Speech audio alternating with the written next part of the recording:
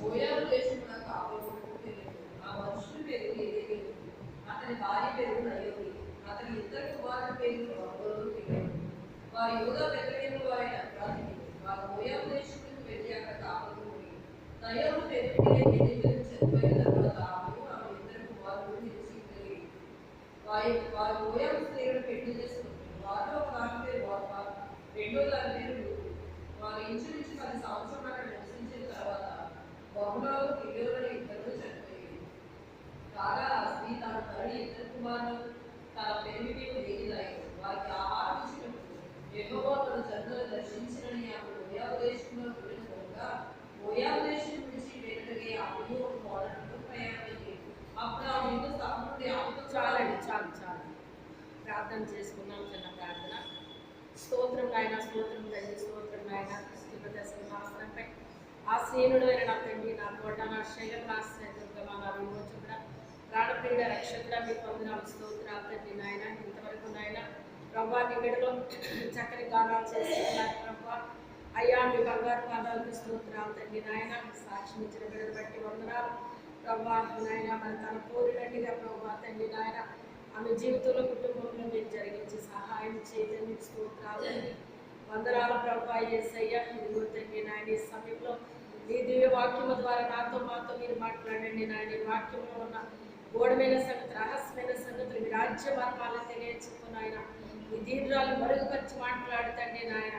నేను కాదు మీరు కనబడాలి, నా స్వరము కాదు మీ స్వరం వినబడాలి తండ్రి. మీ పరిశుద్ధాత్మ కార్యాలు బలముగా జరగాలి తండ్రి. సాతానికి అపజయం మీ నామానికి మహిమ కలగాలి, సాతానికి అపజయం మీ నామానికి మహిమ కలగాలి, సాతానికి అపజయం మీ నామానికి మహిమ కలగాలి. పరిశుద్ధాత్మ దేవుడా మీరే కార్యం చేయమని యేసు అతి పరిశుద్ధ నామంలో అడిగి వేడుకుంటున్నాము తండ్రి. మరి ఈరోజు వాక్యం కొరకు దేవుడిని అడిగినప్పుడు ఈ వాక్యాన్ని దేవుడు నాకు అనుగ్రహించారు. మరి ఏం మాట్లాడతారో మనమందరం కూడా శ్రద్ధగా ఆలకిందామండి. ఇక్కడ న్యాయాధిపతులు ఏలిన దినాల్లోనట ఆ దేశంలో కరువు కలిగిందంటండి. బెత్లెహేము నుండి ఒక మనుషుడు తన భార్యని ఇద్దరు కుమారుల్ని వెంట పెట్టుకొని మోయాబు దేశంకు కాపురం ఉండడానికి పెట్టినని రాయబడింది. ఇక్కడ బెత్లెహేము అనగానే ఏమంటారండి? రొట్టెల ఇల్లు అంటే. రొట్టెల ఇల్లు అంటే అక్కడ ఏమన్నా కరువు వచ్చే అవకాశం ఉందా? లేదు. కానీ ఏమొచ్చింది ఇప్పుడు? కరువు వచ్చింది. ఎందుకు వచ్చింది?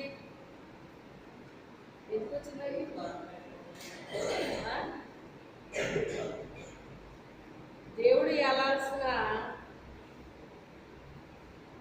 పరిస్థితిలో న్యాయాధిపతులు వెళ్తున్నారంటే ఎవరు వెళ్ళాలి? మనల్ని ఎవరు వెళ్ళాలి?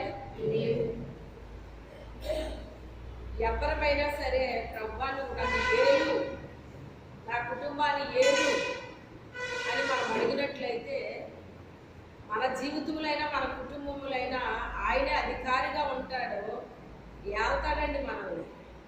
ఈ సీక్రెట్ తెలియక చాలామంది ఏం చేస్తారంటే మన జీవితాన్ని మనమే ఏలేస్తాం, మన కుటుంబాలు మనమే ఏలేస్తాం అన్నమాట. అక్కడ అంతా కూడా మరి విఫలమైపోతూ ఉంటుంది అన్నమాట. ఇక్కడ న్యాయాధిపతులు బయలుదేరారటండి. దేవుడు రాజుగా ఉండాలి, ఆయన అధికారిగా ఉండాలి, ఆయన ఏలాలి. కానీ వీళ్ళు ఏం చేశారంటే దేవుడు పక్కన పెట్టేసి మేము వెళ్తాము అని న్యాయాధిపతులు బయలుదేరారట. న్యాయాధిపతులు బయలుదేరి వీళ్ళు వెళ్తున్నారంట. అసలు సమృద్ధి కలిగిన అక్కడ ఏమొచ్చేసింది? కరువు వచ్చేసింది అంటండి. కరువు వచ్చేసినప్పుడు మీరు గమనించండి, కరువు వచ్చినప్పుడు ఇంచుమించుగా ఏం చేస్తారండి? మీకు తెలుసా? ఎవరికన్నా తెలుసా? ఓ ప్రాంతంలో కరువు వస్తే ఏం చేస్తారండి? వలస వెళ్ళిపోతారు వేరే ప్రాంతాలకి. ఎక్కడ ఆహారం దొరుకుతుందో అక్కడికి వలస వెళ్ళిపోతారండి. మీకు తెలియదు అలాగని? తెలిసిన వాళ్ళు చేయి చూపించండి. వలస వెళ్ళిపోతారు అంటే ఎక్కడ ఆహారం దొరుకుద్దో, ఎక్కడ పని దొరుకుద్దో అక్కడికి వెళ్ళిపోతారు. నా చిన్నప్పుడైతే మరి తుని ఆ ప్రాంతం నుంచి అనేక మంది మా ఊరు వలస వచ్చేవారు పనులు చేసుకోవడానికి. అక్కడ పనులు ఉండవని ఇక్కడ పనులు చేసుకోవడానికి అని వచ్చి అలా పనులు చేసుకుని మళ్ళీ వెళ్ళిపోయే వరకు కొంతమంది స్టాండర్డ్ అయిపోయారు. కొంతమంది స్టాండర్డ్ అయిపోయి ఎప్పటికే వాళ్ళ పిల్లలు ఇల్లు కట్టేసుకుని ఉండిపోయారండి. అయితే ఏది ఏమైనప్పటికైనా ఇక్కడ ప్రత్యేకించి ఒక కుటుంబం కొరకు రాయబడింది. ఎంతమంది వలస వెళ్ళారు అనేటువంటిది ఇక్కడ రాయబడలేదు, కానీ ఒక్క కుటుంబము. చాలామంది అంటారు నయోమి వెళ్ళిపోయింది అంటారండి. నయోమి అంటే ఆమె పేరేంటండి? నయోమి అంటే ఏంటి అర్థం? మధురము. నయోమి అంటే మధురము. మధురము అనేటువంటిది చాలా మరి మంచి పేరు అన్నమాట. ఇది చాలా మధురంగా ఉందండి అంట. మీద తిన్నప్పుడు ఏమంటాము, దానికి ఒక మంచి పేరు పెట్టాలంటే చాలా మధురముగా ఉందండి ఇది తింటేని అంటాము. అలాగా మధురమైన జీవితం అండి ఆమెది. ఆ మధురమైన జీవితం కలిగిన ఆమెని ఆమె వెళ్ళిపోదామని అనలేదు, కానీ భర్త తీసుకెళ్ళాడని ఉంది కదా. అసలు ఆ భర్త తీసుకెళ్ళాడని చెప్పరండి ఎవరో కూడా. దేవుడు పలే మనల్ని వాడుకోవాలి అనుకున్నప్పుడు ఇంకొకరు ప్రేరేపిస్తాడన్నమాట. మన ఇంట్లో వాళ్ళు ఇంకొకరు ప్రేరేపించి మన ప్రమేయం ఏమీ లేకుండా మనల్ని వాడుకుంటాడు. చాలా అద్భుతం కదా. ఇక్కడ ప్రేరేపించింది ఎవరిని? ఎలిమెలకుని ప్రేరేపించాడు దేవుడు వెళ్ళిపోవాలి అని. అసలు ఎవరైనా అక్కడి నుంచి వెళ్ళినట్టు ఉందా అండి? ఎవరు అక్కడి నుంచి వెళ్ళలేదు. ఆహారం లేకపోయినా అక్కడ వాళ్ళు ఉండిపోయారంటే వీళ్ళు కూడా ఉండిపోవచ్చు అక్కడ. ఇది పరిశుద్ధాత్మ దేవుడు నాకు బయలుపరిచిన విషయం ఏంటంటే, ఇప్పుడు ఎవరు కూడా ఈ విషయాన్ని చెప్పలేదు. మీరు ఎక్కడ విని ఉండరు, ఎందుకంటే నేను వినలేదు, నాకు తెలియదు ఈ విషయం. ఒకరోజు ఉన్నట్టుండి ఈ విషయాన్ని నాతో మాట్లాడాడు పరిశుద్ధాత్మ దేవుడు. అప్పుడు నాకు అర్థమైంది. చాలామంది దైవజనులు చాలా రకాలుగా మాట్లాడారు ఈ వాక్యం గురించి. అయితే ఇక్కడ రూతు గురించి ఎక్కువ మనకి హైలైట్గా ఉంటుంది. బైబిల్లో ఇద్దరు స్త్రీల పేరు మాత్రమే రాయబడింది, రూతు ఎస్తేరు. అసలు రూతు ఏమన్నా అక్కడ మనిషా కాదు, కానీ ఆమె పేరు ఒక గ్రంథం రాయబడిపోయింది. ఎస్తేరు ఏమన్నా అక్కడ మనిషా కాదు, కానీ ఆమె పేరు ఒక గ్రంథం రాయబడిపోయింది. ఎంత విచిత్రమో చూసారా. దేవునికి మనం లోబడితే, విధేయత చూపిస్తే, దేవుడు చెప్పింది చెప్పినట్టుగా చేస్తే మన ఇంటి దగ్గరే మనం ఉంటే మనకి పేరు వచ్చేదండి. మనల్ని దేవుడు ఎక్కడికి తీసుకెళ్తే అక్కడ పేరు ఇస్తాడు మనకి. ఎక్కడ తీసుకెళ్తే అక్కడికి మనం వెళ్ళాలి. అక్కడికి వెళ్తే పూలబాటలాగా ఉండదు. అక్కడ ఎలా ఉండదో పూలబాటలాగా ఉండదండి. ఇప్పుడు అక్కడైతే సమృద్ధి ఉందని అక్కడికి వెళ్ళారు వీళ్ళు. సమృద్ధి ఉంది, కానీ ఎంత నష్టం అక్కడ అనుభవించింది ఆమె. తీసుకెళ్ళిన ఆయన నష్టం అనుభవించాడా, ఈమె అనుభవించిందా? ఇప్పుడు మనిషి చనిపోతే మనిషికి ఏమన్నా తెలుస్తుందండి? కష్టం ఎవరికి తెలుస్తుంది? అవునా కాదా? చనిపోయిన మనిషికి ఏం తెలియదు. వాళ్ళ ప్రయాసాలు వాళ్ళు ముగించుకుని వాళ్ళు వెళ్ళిపోతారు. మిగిలిపోయిన వాళ్ళకి తెలుస్తుందండి. అదంతా కూడా భుజాన్ని వేసుకుని ఏం చేయాలి? ఆ భారాన్ని మొయ్యాలి. ఆ కుటుంబ భారాన్ని మొయ్యాలి. ఆ బాధ్యత వహించాలి. ఇద్దరు కలిసి వహించే బాధ్యత ఇప్పుడు ఎవరు తీసుకోవాలి? ఒక్క వ్యక్తి తన భుజాన్ని వేసుకోవాలండి. ఆ భారము బాధ్యత అంతా కూడా. అది ఎంత మెంటల్ టెన్షన్ అండి. శరీరానుసారంగా అన్నీ ఉండవచ్చు, కానీ మెంటల్ టెన్షన్ ఎలా ఉన్నదో తెలుసా మీకు? తినడానికి, తాగడానికి, ఉండడానికి అన్నీ ఉంటాయండి, కానీ ఈ మెంటల్ టెన్షన్ అనేటువంటిది ఆ వ్యక్తి మాత్రమే అనుభవించాలి. అది రెండో వాళ్ళు అనుభవించడానికి అది కుదరదు. మిగతా వాళ్ళు ఏదో హెల్ప్ చేస్తే ఎంతో అంతో హెల్ప్ చేస్తారో అది కొంచెం ఉపశమనం, ఏదో కొంచెం ఓదార్పులాగా, లేకపోతే ఏదో కొంచెం కొంచెం భారం పంచుకున్నట్టు అనిపిస్తుంది. కానీ మొత్తం భారం మొయ్యాల్సింది ఎవరు మొయ్యాలండి? ఆ వ్యక్తే మొయ్యాలి కదా. ఇప్పుడు తీసుకెళ్ళాడు, అక్కడ పెట్టాడు, ఆయన చనిపోయాడు.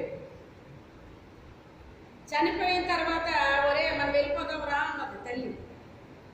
వెళ్ళిపోదాం రా అంటే ఆ పిల్లలు వినలేదు, తల్లి మాట వినలేదండి. వినకుండా వాళ్ళు అక్కడే ఉన్నారు. అక్కడే ఉండి అక్కడ ఉన్న పిల్లలు ప్రేమించారటండి.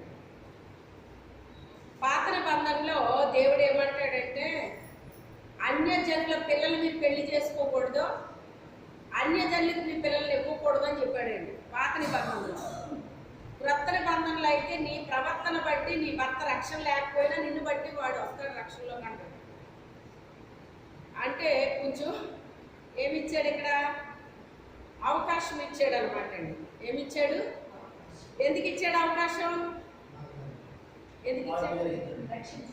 పాత నిబంధనలో యేసుక్రీస్తు బలావల, క్రొత్త నిబంధనలో యేసుక్రీస్తు సర్వ మానవాళి పాప పరిహారార్థమై బలైపోయాడు కనుక ఆయన రక్తం మనకుంది. ఇప్పుడు ఆ పరిశుద్ధాత్ముడు మనకు సహాయకుడిగా ఉన్నాడు. ఇప్పుడు సమయోచితమైన సహాయం మనకు అందుతూ ఉంటుంది అన్ని విషయాల్లో కూడా. మరి మా వారు మంచి అయినా కానీ ఆయనకు రక్షణ లేదండి. మంచితనం వేరు, రక్షణ వేరు. చాలా మంది అనుకుంటారు వాళ్ళ తాగుబోతులు, వీళ్ళ తిరిగిబోతులు, వాళ్ళు అలాగా ఇలాగా ఇలా చెప్పుకుంటారండి. అవి ఏంటంటే బ్యాడ్ హ్యాబిట్స్. అవి రక్షణకే బ్యాడ్ హ్యాబిట్స్కి సంబంధం లేదు. బ్యాడ్ హ్యాబిట్స్ రక్షించబడితే మానేస్తారు, రక్షణ లేకపోతే అవి ఉంటాయి అన్నమాట. కొంతమంది రక్షించబడిన తర్వాత కూడా బ్యాడ్ హ్యాబిట్స్ అవి అలవాటు అయిపోతాయండి వాళ్ళకి, కొంతమందికి, అందరికీ కాదు. వాటిని హ్యాబిట్స్ అంటారు, అలవాట్లు అంటారు. అయితే ఇప్పుడు మా ఆత్మీయ తండ్రి గారు ఏమన్నారంటే, అమ్మ ఆత్మీయ జీవితంలో నీకంటే ఆయన ఎంత హై లెవెల్లో ఉన్నప్పటికైనా నీకంటే ఒక మెట్టు తక్కువలోనే ఉంటారమ్మా. ఆయన ఒకవేళ రక్షించబడినా కూడా నీకంటే ఒక మెట్టు తక్కువలోనే ఉంటారు అని చెప్పేసి, శరీర విషయంలో మీకు ఇద్దరికి ఏకాత్మ రావచ్చేమో కానీ ఆత్మ విషయంలో మటుకు మీకు ఇద్దరికి ఏకాత్మ రాదు.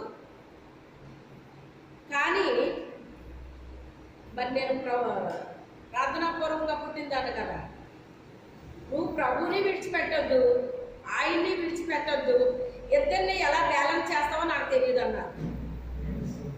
ఎంత బాగా చెప్పి తప్పుకున్నారు ఆయన.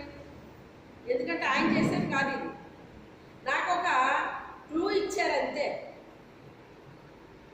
అయితే అంత తెలివితేటలు నాకు లేవు, ఎలా బ్యాలెన్స్ చేసుకోవాలో నాకు తెలియదు. కానీ నేను ప్రభువుని మాత్రమే పట్టుకున్నాను. నేను ప్రభువుని మాత్రమే పట్టుకుంటే రక్షణ లేని వ్యక్తికి, రక్షించబడిన వ్యక్తికి చాలా వ్యత్యాసం ఉంటుందండి. ఏక మనసు లేకపోతే చాలా కష్టం అన్నమాట. భూ సంబంధించిన వ్యక్తికి, ఆత్మ సంబంధించిన వ్యక్తికి చాలా వ్యత్యాసం ఉంటుందండి. అది అనుభవించిన వాళ్ళకి తప్ప వేరే వాళ్ళకి అర్థం కాదు.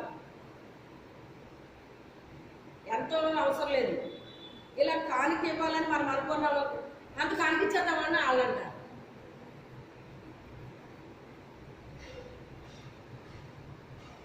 లేకపోతే నేను ఎలా చెయ్యాలి అనుకుంటానంటే, అలాగే ఇప్పుడు వద్దు, తర్వాత చేద్దుగాను, తర్వాత తర్వాత తర్వాత మనకి బాగా అర్థమంటే సైతానే. ఎప్పుడు కూడా మన ఆత్మీయ జీవితంలో ఎప్పుడైనా ఏదైనా మనం చెయ్యాలనుకున్నప్పుడు వెంటనే చెయ్యాలంటండి. మనం తర్వాత అనుకున్నాము అంటే ఆ తర్వాత అనే వర్డ్ మనం ఉపయోగించామంటే అది దేవునికి సంబంధించింది కాదు, సాతానికి సంబంధించింది అంటండి. సాతాను వద్దు అని చెప్పడంటే తర్వాత అని చెప్తాడటండి, తర్వాత చేద్దువుగానే, తర్వాత చేద్దువుగానే. ఆ తర్వాత తర్వాత ఏం చేస్తాడంటేనంట మనకు ఒక వాత వేస్తాడటండి. ఎక్కడ? మనస్సాక్షికి వేస్తాడు. మనస్సాక్షికి వాత పడిపోతే ఇంక మన మనస్సాక్షి పని చేయండి. ఇంకా రక్షించబడిన వ్యక్తికి రక్షణ లేని వ్యక్తికి చాలా వ్యత్యాసం ఉంటుంది. కానీ క్రొత్త నిబంధనలో నీ ప్రవర్తన బట్టి నీ భర్త నీ వెనకాలే వస్తాడు అని రాశాడు. నీ ప్రవర్తన బట్టి నీ భార్య నీ వెనకాలే వస్తుంది అని రాశాడు అన్నమాట. అంటే రక్షించబడిన మన ప్రవర్తన వేరుగా ఉండాలి. ఉంటుంది అంతే. ఇంకా లోకస్తులకి మరి మనకి వ్యత్యాసం ఉండదా? ప్రతి దాంట్లో వ్యత్యాసం ఉంటుందండి మనకి వాళ్ళకి. అన్యులు కూడా చాలా విషయాల్లో చాలా బాగా ఉంటారండి, కానీ వాళ్ళకి రక్షణ లేదంతే. ఇప్పుడు క్రైస్తవుల కంటే అన్యులే బెటర్గా అనిపిస్తున్నారండి అన్ని విషయాల్లో కూడా. కానీ వాళ్ళకి ఒక్కటే కొద్దిగా ఏంటది? రక్షణ. రక్షణ. అందుకే వాళ్ళు ఆ రక్షణ అనేటువంటిది ఈజీగా పొందేసుకుంటున్నారు అండి. మిగతా విషయాల్లో చక్కగా వాళ్ళు ఉంటున్నారు. రక్షించబడిన తర్వాత వెంటనే ప్రభు కొరకు పనిచేసేస్తున్నారండి. మీకు ఏమి ఆలస్యం ఉండలేదు వాళ్ళు. ఈ పిల్లలేమని ఈ పిల్లలు ప్రేమిస్తే వాళ్ళేమో అన్య పిల్లలు. పైగా ఎక్కడ ఉండిపోరంటే అంటాడు రూతు వారు వీళ్ళిద్దరూ కూడా ఫ్రెండ్స్ అంటండి. వాళ్ళిద్దరు ఫ్రెండ్స్ అయితే ఈ ఫ్రెండ్స్ ఇద్దరు కూడా ఈ అన్న తమ్ముల్ని ప్రేమించి చేసుకున్నారు అన్నమాట. వాళ్ళ దేవత దగ్గర బలర్పించే దగ్గర ఉండేవాళ్ళు అంటండి. వేడు ఆ రోజుల్లో దేవుడి బెడ్లో ఒక బోర్డుని వేసుకునేవారటండి. మెడలో 10 ఆజ్ఞల బోర్డు ఒకటి మెడలో వేసుకుని తిరిగితే 10 ఆజ్ఞలు కూడా వీళ్ళు చదివారటండి. ఆ చదివిన వాళ్ళలో ముఖ్యంగా రూతు ఉందన్నమాట. రూతు చదివి ఈ ఆజ్ఞలయ్యో చాలా బాగున్నాయి అని చెప్పి ఆకర్షింపబడింది. నా తండ్రి ఆకర్షిస్తే తప్ప ఎవ్వడు రాడు అని చెప్తాడు ఆయన. తండ్రి ఆకర్షించాలి మనల్ని, అప్పుడు ప్రభువు దగ్గరికి వచ్చేస్తాము. ఇప్పుడు ఈమెను ఆకర్షించాడు ఆయన. ఆకర్షించినప్పుడు ఈమెకేమి నచ్చింది? ఆజ్ఞలు నచ్చినాయి.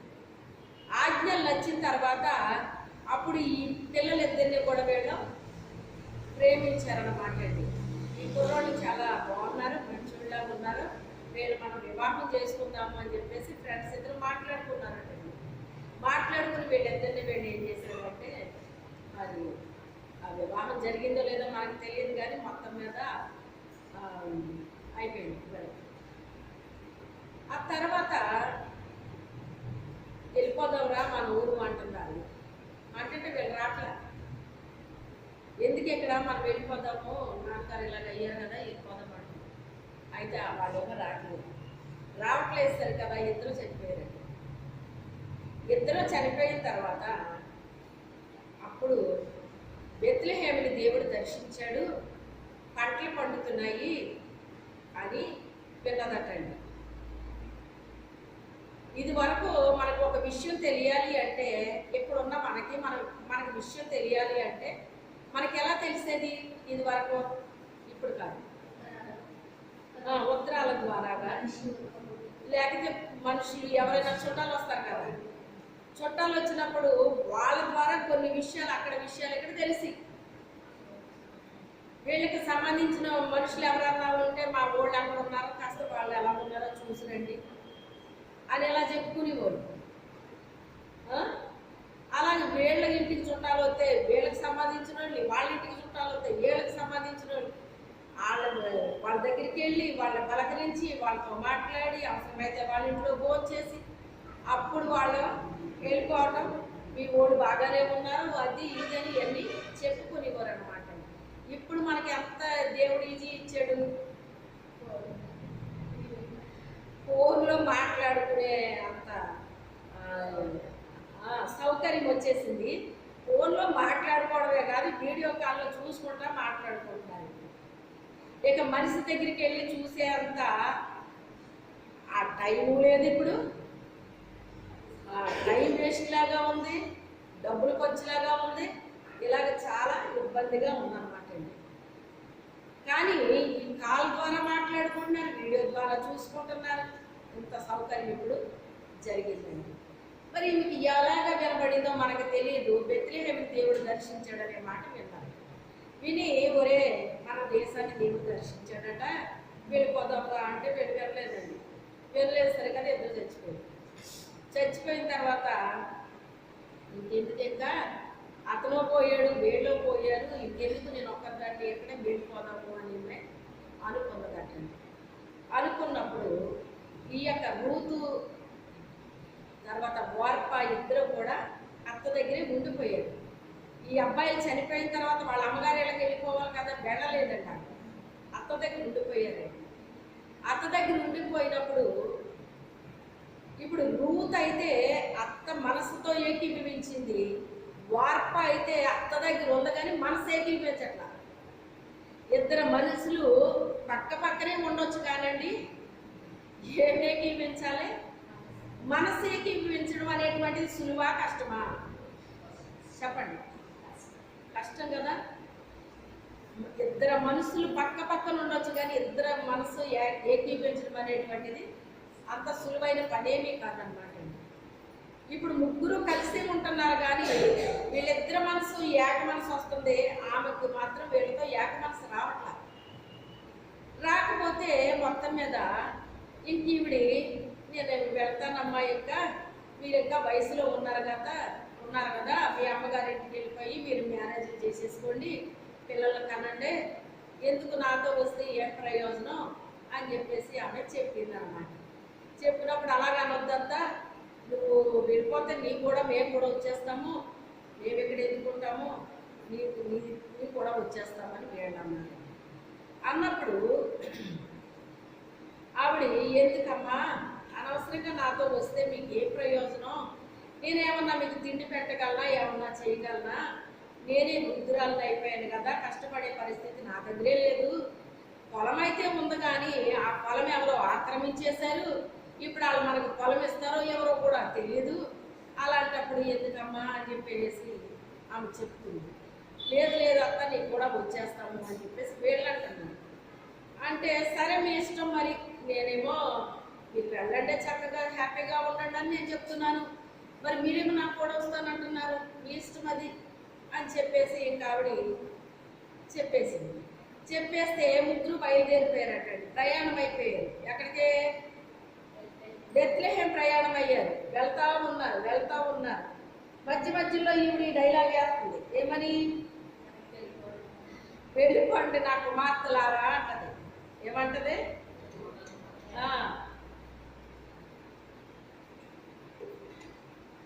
పెద్ద దైవజనులు కోడల్లో ఏమంటారో తెలుసా? అత్తనే మామగారిని ఏమంటారండి? మమ్మీ డాడీ అంటారండి. విన్నారా మీరు? అత్త మామని పిల్లలంటారు, మమ్మీ డాడీ అంటారంటండి. అంటే నోటితో అంటమే కాదు, అలా చూసుకుంటారన్నమాట. ఒక తండ్రిలాగా చూసుకుంటారన్నమాట అండి. ఆ రీతిగా వాళ్ళకి ఏకమనసు వస్తుంది అన్నమాట అండి. వాళ్ళకే ఏకమనసు వస్తుంది. ఒక కూతురులాగా వాళ్ళు చూస్తారు, ఒక తండ్రిలాగా ఈమె చూస్తుంది. ఆ రీతిగా ఏకమనసు వాళ్ళలో పనిచేస్తూ ఉంటారు. ఇప్పుడు ఈవిడ మధ్యలో మళ్ళీ చెప్తే లేదు నీకు కూడానే వస్తామన్నారు. మళ్ళీ కొంత దూరం ప్రయాణం చేశారు. మళ్ళీ అన్నారు ఆవిడ. అంటే అప్పుడు వార్ప అంటుంది కదా, నేనేమో నీకు కూడా వద్దామనుకుంటున్నాను, నువ్వేమి వెళ్ళిపోమంటున్నావు, మరి సరే నీ ఇష్టం, మరి అయితే నేను వెళ్తాను, ఇంకా నాకైతే వెళ్ళాలని లేదు కానీ నన్ను వెళ్ళిపోమంటున్నావు కదా అని కొంతమంది చాలా బాగా చెప్తారన్నమాట. ఆమెకి ఎక్కడికి వెళ్ళిపోవాలని ఉంది? మోయాబుకు వెళ్ళిపోవాలని ఉందండి. కానీ ఆమె శరీరానుసారంగా ఏం చేస్తుంది? కూడా వస్తుంది, కానీ మనస్ఫూర్తిగా ఈజీగా వస్తుందా? రావట్లేదు. మనసంతా మోయాబు మీద ఉంది, ప్రయాణం ఎక్కడ చేస్తుంది? బెత్లెహేముకి చేస్తుంది. మనసు ఎక్కడుంది? మోయాబులో ఉంది. ఎందుకు ఈమె కూడా వెళ్తే ఏం ప్రయోజనం? ఒక సంతోషమా, ఒక ఆనందమా ఏముంటుంది ఈమె కూడా వెళ్తేని? అదే మోయాబు దేశంలో అయితే మళ్ళీ పెళ్లి చేసుకోవచ్చు, మళ్ళీ హ్యాపీగా ఉండొచ్చు, అందరూ మా ఊళ్ళందరూ అక్కడే ఉన్నారు కదా అని చెప్పేసి మనసులో అనుకుంటుందండి. అయితే ఈమె మళ్ళా అనేసరికి, సరే అత్త, నిన్ను విడిచిపెట్టి వెళ్ళాలని నాకు లేదు, కానీ మరి నువ్వు అంటున్నావు కదా, సరే నేను వెళ్తానైతే అని చెప్పి ముద్దు పెట్టుకుని వెళ్ళిపోయింది అన్నమాట. ఇక్కడ రూతు, నీ తోటికోడలు వెళ్ళిపోయింది కదమ్మా, నువ్వు కూడా వెళ్ళిపో, ఎందుకు నాతోని, నాతో వస్తే నీకు కష్టం తప్ప ఏం ఉండవు అని చెప్పేసి అన్నప్పుడు అప్పుడు నోరు తెరిచిందండి రూతు. అప్పటి వరకు నోరు తెరవలే, అంటే మాట్లాడలేదు.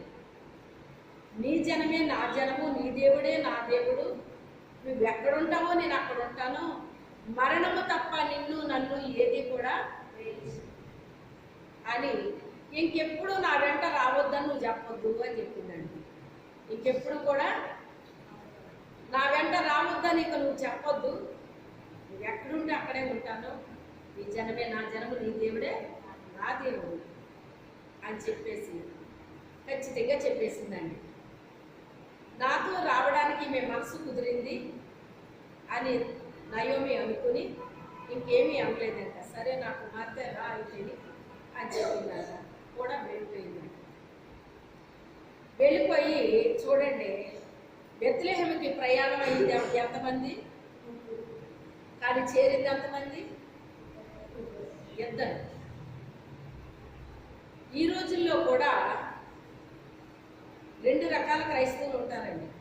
ఈ రోజుల్లో కూడా రెండు రకాల క్రైస్తవులు ఉంటారు. మందిరానికి వస్తారు, అన్నీ చేస్తారు, పాటలు పాడతారు, ప్రార్థన చేస్తారు, కానుకలు ఇస్తారు, అన్ని విషయాల్లో పాల్గొంటారు, కానీ మనసంతా ఎక్కడ ఉంటుంది?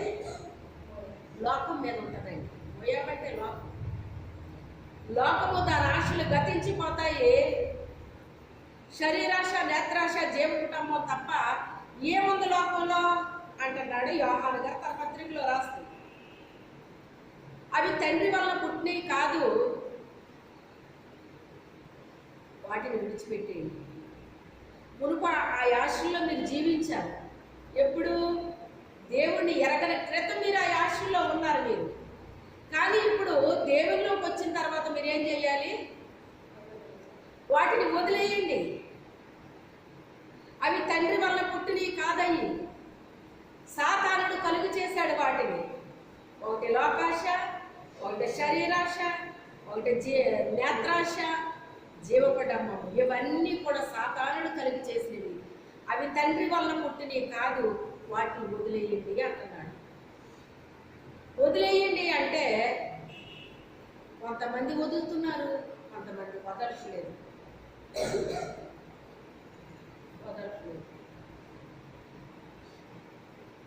అయితే వదిలిన వారు మాత్రమే దేవుని రాజ్యంలో ప్రవేశిస్తారు. వదిలిన వాళ్ళు దేవుని రాజ్యంలో ప్రవేశిస్తారు.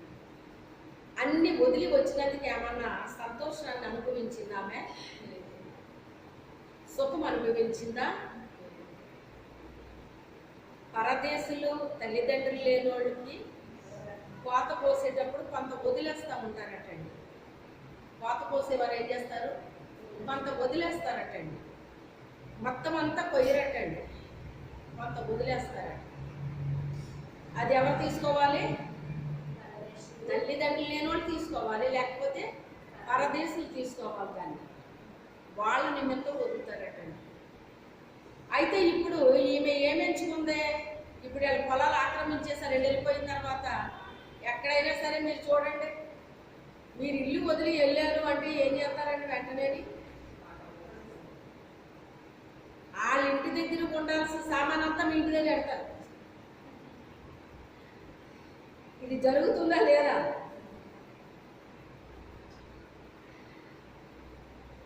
ఒకప్పుడు ఎలాగంటే పక్కోళ్ళు ఉంటే బాగుంటుంది, సందడిగా ఉంటుంది అని కోరుకునేవారండి. ఇప్పుడు పక్కోళ్ళు లేకపోతే బాగుంటుంది అని కోరుకుంటున్నారండి. అవునా కదా? చెప్పండి. పక్కోళ్ళు లేకపోతే బాగుండని కోరుకుంటారు. అలాంటి రోజులు ఇవి ఇప్పుడు.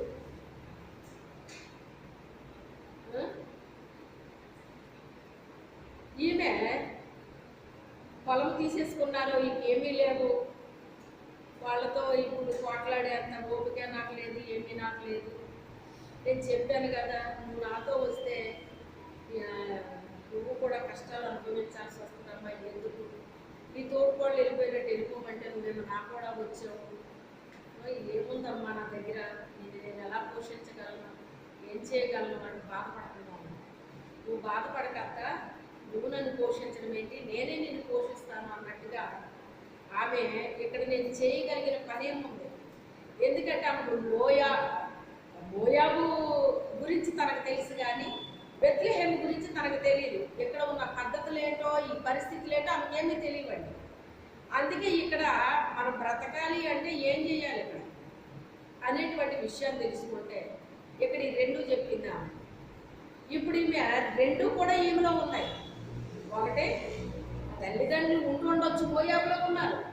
ఇప్పుడు తల్లిదండ్రులు లేనట్టే కదా ఇక్కడికి వచ్చిందంటే, ఇంకా తన దగ్గర లేరు కదా, తన వాళ్ళ దగ్గర లేదు కదా. రెండోది ఏంటి, పరదేశం. మూడోది ఏంటి, ఈ మూడు కూడా తనలో ఉన్నాయి ఇప్పుడు ఇక్కడ. అంటే ఈ మూడింటికి అర్హమైంది ఏం దొరికింది ఇప్పుడు ఇక్కడ, పరిగి ఏర్పడడం అనేటువంటి దానికి అర్హత పొందుకుందనమాట ఇక్కడ. ఆ పరిగి ఏర్పడడం అంటే ఎంత అసలు చీప్ అంటే అంత చీప్ అనమాట. కానీ ఆ పనినే తను ఎంచుకుందనమాట. ఎంచుకొని ఆమె పరిగి ఏర్పడింది. తర్వాత ఆ స్టోరీ అంతా మనకు తెలుసు. ఆ పొలానికి అధికారి అయిన ఆయన ప్రేమను పొందుకుంది. ఆ తర్వాత ఆ పొలాలకే ఆమె యజమానురాలు అయిపోయిందండి. హల్లెలూయా. అయితే అసలైంది ఏంటి అంటే ఇక్కడ నయోమి చేసిన దాన్ని ఇక్కడ హైలైట్ చేశాడు పరిశుద్ధాత్ముడు. నాకు చెప్తున్నది నయోమి గురించి ఎక్కువ ఎవరు కూడా చెప్పరండి, అంతవరకే చెప్తారు కానీ ఇంకెవరో చెప్పరండి. ఎక్కువ రూతును మాత్రమే హైలైట్ అవుతుంది. కానీ ఇక్కడ రాయబడింది కూడా రూతు గురించి అనుకోండి. అసలు రూతు ఆ పొజిషన్లోకి రావడానికి కారకురాలు ఎవరండి కదా. ఒక బిడ్డ చక్కగా పెరగాలి అంటే తల్లి ఎంత కేర్ తీసుకుంటుందో, తండ్రి కేర్ కూడా అవసరమే, కానీ ముఖ్యంగా తల్లి పాత్ర కుమార్తెకి చాలా అవసరం ఉంటుందండి. ఆ తల్లి చక్కగా పెంచే తల్లి అయితే కనుక చక్కని క్రమశిక్షణలో బిడ్డని పెంచుతుంది అనమాట అండి. ఇప్పుడు ఈమె తల్లి కాదు కానీ ఒక తల్లిలాగా కోడలు ఏం చేసింది, ఇప్పుడు ఆత్మీయంగా పెంచింది. శరీరానుసారంగా అలా ఉంచండి, ఆత్మీయంగా ఆమెకేమన్నా తెలుసా, దేవుని యొక్క ఆజ్ఞలు చూసి ఆకర్షింపబడింది.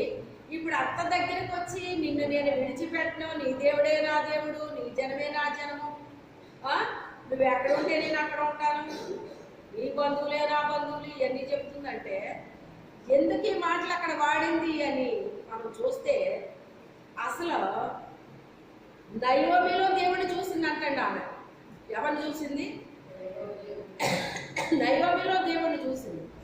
నయోమిలో దేవుడిని చూసింది కనుక నయోమిని విడిచిపెట్టడానికి ఇష్టపడలేదటండి. నయోమిని విడిచిపెట్టడానికి ఇష్టపడలేదు. ఓర్ప చూడలేదు. నయోమిలో దేవుడు ఉన్నాడా లేదా? ఉన్నాడు. కానీ ఓర్పకి ఎందుకు కనబడలేదు? గమనించండి. ఇద్దరు కూడా అదే ఇంట్లో కోడళ్ళగా ఉన్నారు. ఆ అత్తలో దేవుడిని ఒక కోడలు చూసింది, మరొక కోడలు ఎందుకు చూడలేకపోయింది? శరీరాశ, నేత్రాశ, జీవగుణము ఇవన్నీ ఉన్న వాళ్ళు దేవుడిని చూడగలరా?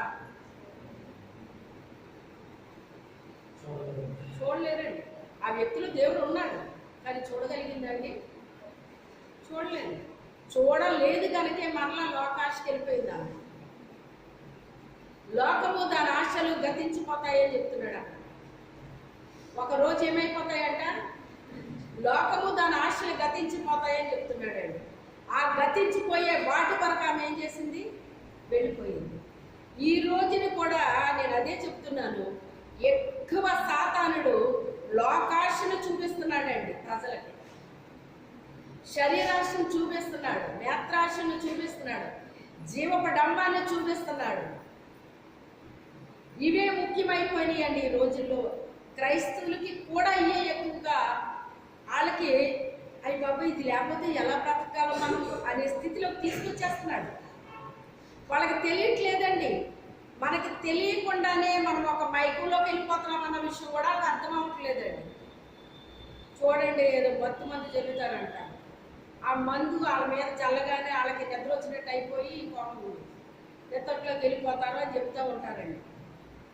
ఆ రీతిగా సాతానుడు ఏం చేస్తున్నాడంటే వీళ్ళ మీద ఏం చేస్తున్నాడు? లోకాశ, శరీరాశ, నేత్రాశ, జీవపడం అనేటువంటి బట్టిది వాళ్ళ మీద అలా జల్లుతున్నాడు అన్నమాట. జల్లేటప్పటికి వీళ్ళు ఏమైపోతున్నారు?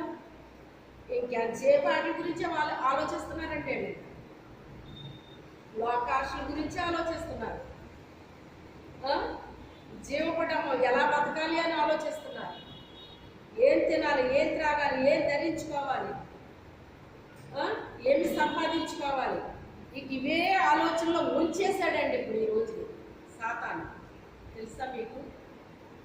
ఒకప్పుడు ఎప్పుడో అనుకుంటున్నారు కానీ ఇప్పుడు ఇంకా భయంకరంగా ముంచేస్తున్నాడండి. ముంచేస్తున్నాడు, తెలుసుకోవట్లేదు, గ్రహించట్లేదండి. ఎందుకంటే ఆ మైకులోకి వెళ్ళిపోతున్నారు, వాళ్ళు అందులోకి వెళ్ళిపోయారు అన్న విషయం కూడా వాళ్ళకి అర్థం అవ్వట్లేదు. వాళ్ళందరూకి వెళ్ళిపోయారని ఇంకా ఏమన్నా తెలుస్తుందండి వాళ్ళకి? ఇంకా నిద్రావస్థలోకి వెళ్ళిపోతే మనిషికి ఏమన్నా తెలుస్తుందండి? నిద్రపోతున్న మనిషికి మీరు ఏదైనా చెప్తున్నారు అనుకోండి, అంటారు, కానీ వాళ్ళకి ఏమైనా మైండ్లోకి వెళ్తుందండి? మరి ఓకెట్టారా లేదా? చెప్తుంటే ఓకెట్టారా లేదా? ఆ చెప్పు చెప్పు అంటారు, చెప్పు చెప్పు అంటారు తప్ప వాళ్ళకి ఎక్కడికి వెళ్ళట్లేదు, అది మైండ్లోకి వెళ్ళట్లేదు అన్నమాట. అలాగే ఉందండి, ప్రభు మాట్లాడుతూనే ఉన్నారు కానీ వీళ్ళకి మైండ్లోకి వెళ్ళట్లేదు, మైండ్లోకి వెళ్ళట్లేదు. ఇప్పుడు ఆమె ఏం చెప్పితే అదే విన్నదండి, ఏం చెప్పితే అదే విన్నది, ఏం చేయమంటే అదే చేసింది. ఏమి చేసిందో మళ్ళీ తిరిగి వచ్చి చెప్తుంది. అక్కడ బొరుకు చేసి ఇక్కడికి వచ్చి ఇంకోటి చెప్పట్లేదు. అక్కడ ఏం జరుగుతుందో పోసగుచ్చినట్టుగా మొత్తం చెప్తుందండి, వచ్చి పోసగుచ్చినట్టు చెప్తుంది. ఎక్కడ తేడాగా చెప్పట్లేదండి, ఒక్క మాట కూడా కల్పించి కానీ తీసేసి కానీ చెప్పట్లేదండి. అంటే వాళ్ళిద్దరి మనసులో ఎంతగా పెనవేసుకున్నాయో మీరు ఆలోచించండి. జరిగింది జరిగినట్టుగా చెప్తుందండి. జరిగింది జరిగినట్టుగా ఎప్పుడైతే చెప్తుందో ఈవిడ తర్వాత నెక్స్ట్ ఏం చేయాలో ఈయన చెప్తుంది అనమాట. నెక్స్ట్ ఏం చేయాలో ఈయన చెప్తుంది, నెక్స్ట్ ఏం చేయాలో చెప్తుంది, నెక్స్ట్ ఏం చేయాలో చెప్తుంది. ఇవన్నీ చెప్పేసరికి ఈమె ఏం చెప్తుందో అవన్నీ కూడా ఆమె విన్నది ఫాలో అయిపోయింది. చివరికి ఏమైందండి? యజమానురాలు అయ్యిందా లేదా? నయోమి చెప్పింది ఆమె విన్నట్టుగా ఉండి నటించింది అనుకోండి, ఆమె యజమానురాలు అయ్యేదా? చెప్పండి, అయ్యేదా? ఆమె ఏమాత్రము అక్కడ జరిగిన సంగతులు ఈవిడికి ఒకటి చెప్పి ఒకటి చెప్పనట్టు, అక్కడ జరిగింది ఒకటి అయితే ఇక్కడ ఇంకోటి చెప్పినట్లయితే ఆమె యజమానురాలు అయ్యే స్థితి ఆమెకు వచ్చేదా? చెప్పండి, వచ్చేదండి? ఆత్మ నడిపింపు అనేటువంటిది మనకి ఎంతో అవసరం అండి. పరిశుద్ధాత్మ నడిపింపు మనకి చాలా అవసరం అన్నమాట. పరిశుద్ధాత్ముడు మనకు బోధిస్తాడండి. బోధించినప్పుడు ఏం చెప్పాడో అది చెయ్యాలండి. మనకు ఆత్మీయ తల్లి చాలా ఇంపార్టెంట్ అండి. ఆత్మీయ తల్లి మనకి ఏది చెప్పారో అది అక్షరాల మనం వినాలి, వెంటనే కాదు చెయ్యాలి. ఏం చేశారో కూడా చెప్పాలి, ఇన్ఫర్మేషన్ ఇవ్వాలండి. నీకు నెక్స్ట్ తెలియాలి అంటే నువ్వు ఇన్ఫర్మేషన్ ఇవ్వాలి. అక్కడ ఒకటి జరిగితే ఇంకొక ఇన్ఫర్మేషన్ ఇచ్చావంటే నువ్వు ఇచ్చిన దానికి ఆమె జవాబు చెప్తారు, నీకు అక్కడ వర్కౌట్ అవ్వదు. అవునా కాదా? ఎందుకంటే నువ్వేం చెప్పావో అదే చేస్తారు అక్కడ. మా ఇంటి ముందు అక్కడ ఉండేవారండి, ఆమె ఏమో చదువుకోలేదు. మేము కొంచెం ఇంగ్లీష్ వర్డ్స్ వాడుతూ ఉంటాం కదా, ఒక్కొక్క మాట అనుకోకుండా మాట్లాడుకుంటూ ఉంటాం కదా. అలాగే మా మాటలో పెట్టించుకోవాలో ఆమె మాకు తెలీదు. ఆమెకేమో ఒక వ్యాధి వచ్చిందంటండి. ఆ డాక్టర్ గారు వచ్చారు ఇంటికి, అంటే ఆర్ఎంపీ డాక్టర్ మరి తిరుగుతారు కదండి లోపలికి. అలాగే ఆయన వచ్చారు. వచ్చినప్పుడు ఈమె ఏంటమ్మా నీ జబ్బు అంటే ఇలాగా రెడ్ అని చెప్పిందంటండి. వైట్ అని చెప్పడానికి ఏం చెప్పింది? వైట్ అంటే ఏంటో ఆమెకు తెలియదు, రెడ్ అంటే ఏంటో ఆమెకు తెలియదు. కానీ ఏం చెప్పింది? ఆమెకి వైట్ చెప్పాల్సింది వైట్, కానీ ఏం చెప్తుంది అక్కడ? రెడ్ అని చెప్తే ఇప్పుడు ఆయన ఏమిస్తాడు మందు? ఈమెకు జబ్బు తగ్గట్లేదు. అప్పుడు మా పక్కింటి ఆవిడ మా దగ్గరికి వస్తూ ఉండేది అన్నమాట అండి. కాసేపు కూర్చుని వెళ్ళిపోతూ ఉండేది. ఈమె గ్రహించి అసలు వదిలి నువ్వేం చెప్తున్నావా డాక్టర్ గారికి, నీకు అయ్యేదే, నీకు వచ్చింది ఏంటి, నువ్వేం చెప్తున్నావు ఎందుకని ఆయనకి అంటే ఇలా మరి నీకు ఎలా తగ్గుద్ది, నువ్వు చెప్పాల్సింది ఇది కాదు. మరి మీరు కొన్ని మాట్లాడుకుంటుంటారు కదా, ఒక పువ్వు ఉందనుకోమ్మా, రెడ్గా భలే ఉందే అని మనం అనుకున్నాం, లేకపోతే ఇది భలే వైట్గా ఉందే అని అనుకున్నాం. ఇలాంటి సంభాషణ ఏం చేసుకున్నప్పుడు ఈమెకి ఏం తెలిసింది? వైట్ రెడ్డే తెలిసింది, కానీ ఈ వైట్ అంటే ఏంటో రెడ్ అంటే ఏంటో ఆమెకు తెలియదండి. కానీ వీళ్ళు మాట్లాడుకుంటున్నారు కదా అని చెప్పేసి ఆ వైట్ రెడ్ చెప్తున్నారు. చెప్పాల్సింది మానేసింది. ఇంకోటి చెప్పేటప్పటికి ఆమె ఏం చెప్పిందో దానికి ఆయన వైద్యం చేస్తాడు, ఇది తగ్గలేదు.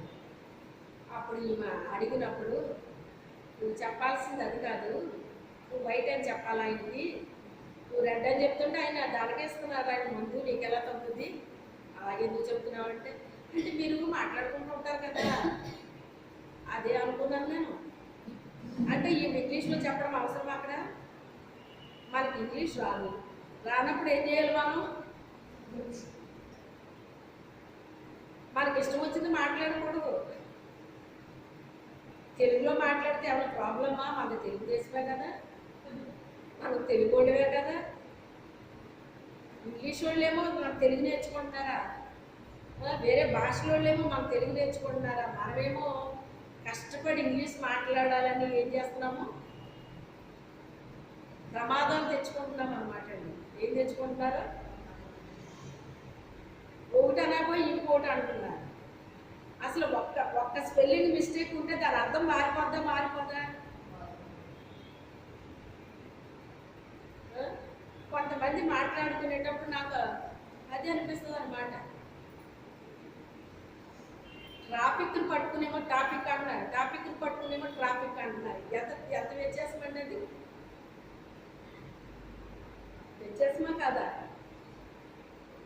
ఎందుకు తెలుగులో మాట్లాడుకుంటే పోతుంది కదా, మనకి ఎందుకు అది రానప్పుడు?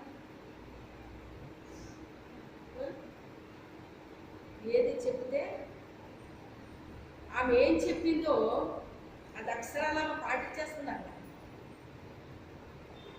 అక్కడికి వెళ్ళి ఆమె ఏం చేసిందో అక్షరాలా చెప్తుందండి. ఎక్కడ కూడా ఏ మాట కూడా ఆమె ఏం చేయట్లేదు, దాచట్లేదు. ఒకటి దాచి ఒకటి చెప్పి, ఒకటి దాచి ఒకటి చెప్తే ప్రాబ్లం ఎవరికి? ఎందుకని ఎవరికండి ప్రాబ్లం? చెప్పిన మనిషిగా కాదా? సలహా ఇచ్చే మనిషి కరెక్ట్గానే ఇస్తున్నారు, కానీ చేసే మనిషి అక్కడ తేడాగా చెప్పడంలో అక్కడ వర్కౌట్ అవ్వట్లేదు. ఇప్పుడు రూతు జీవితంలో సక్సెస్ అవ్వడానికి గల కారణం ఏంటి? ఆమెతో ఏకీభవించింది. అటు శరీరానుసరంగా ఆమె ఏకీభవించింది. ఏం చెప్తుంటే అదే వింటుంది, ఏం చెప్తే అదే చేస్తుంది, ఏం చేసిందో అదే చెప్తుంది మళ్ళీ ఇంటికి వచ్చి. అదే చేసినప్పుడు, అదే చెప్పినప్పుడు తర్వాత నెక్స్ట్ ఏం చెయ్యాలో చెప్తుంది అప్పుడు ఆవిడ. ఇప్పుడు అంత చక్కని వాళ్ళిద్దరి మధ్య ఉండేటువంటి అండర్స్టాండింగ్ని బట్టి ఇప్పుడు ఎవరు మేలు పొందుకున్నారు? ఎవరు పొందుకున్నారండి? రూతు పొందుకుందా, వార్ప పొందుకుందా కదా? అయితే ఏది ఏమైనప్పటికైనా ఇక్కడ రూతు ఆ స్టేజ్కి వెళ్ళింది అంటే ఇప్పుడు కారణం ఎవరు? ఎవరండి? దైవమా కాదా? అది ఇక్కడ పరిశుద్ధాత్మ దేవుడు నాకు చెప్పింది.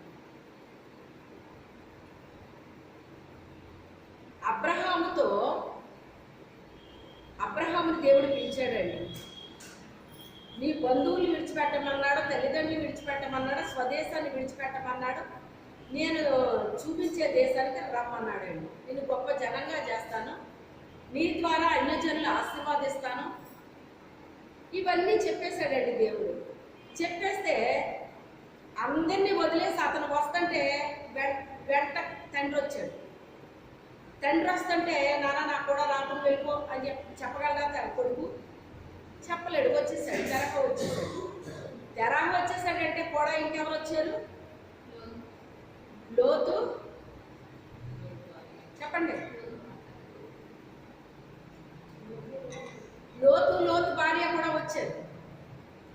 వచ్చినప్పుడు కొంతకాలానికి తండ్రి చనిపోయాడు, కానీ లోతు భార్య ఉన్నారండి. ఇప్పుడు అబ్రహాముని దేవుడు దీవిస్తున్నాడు. ఆ దీవెన ఎవరి మీదకి వెళ్తుంది?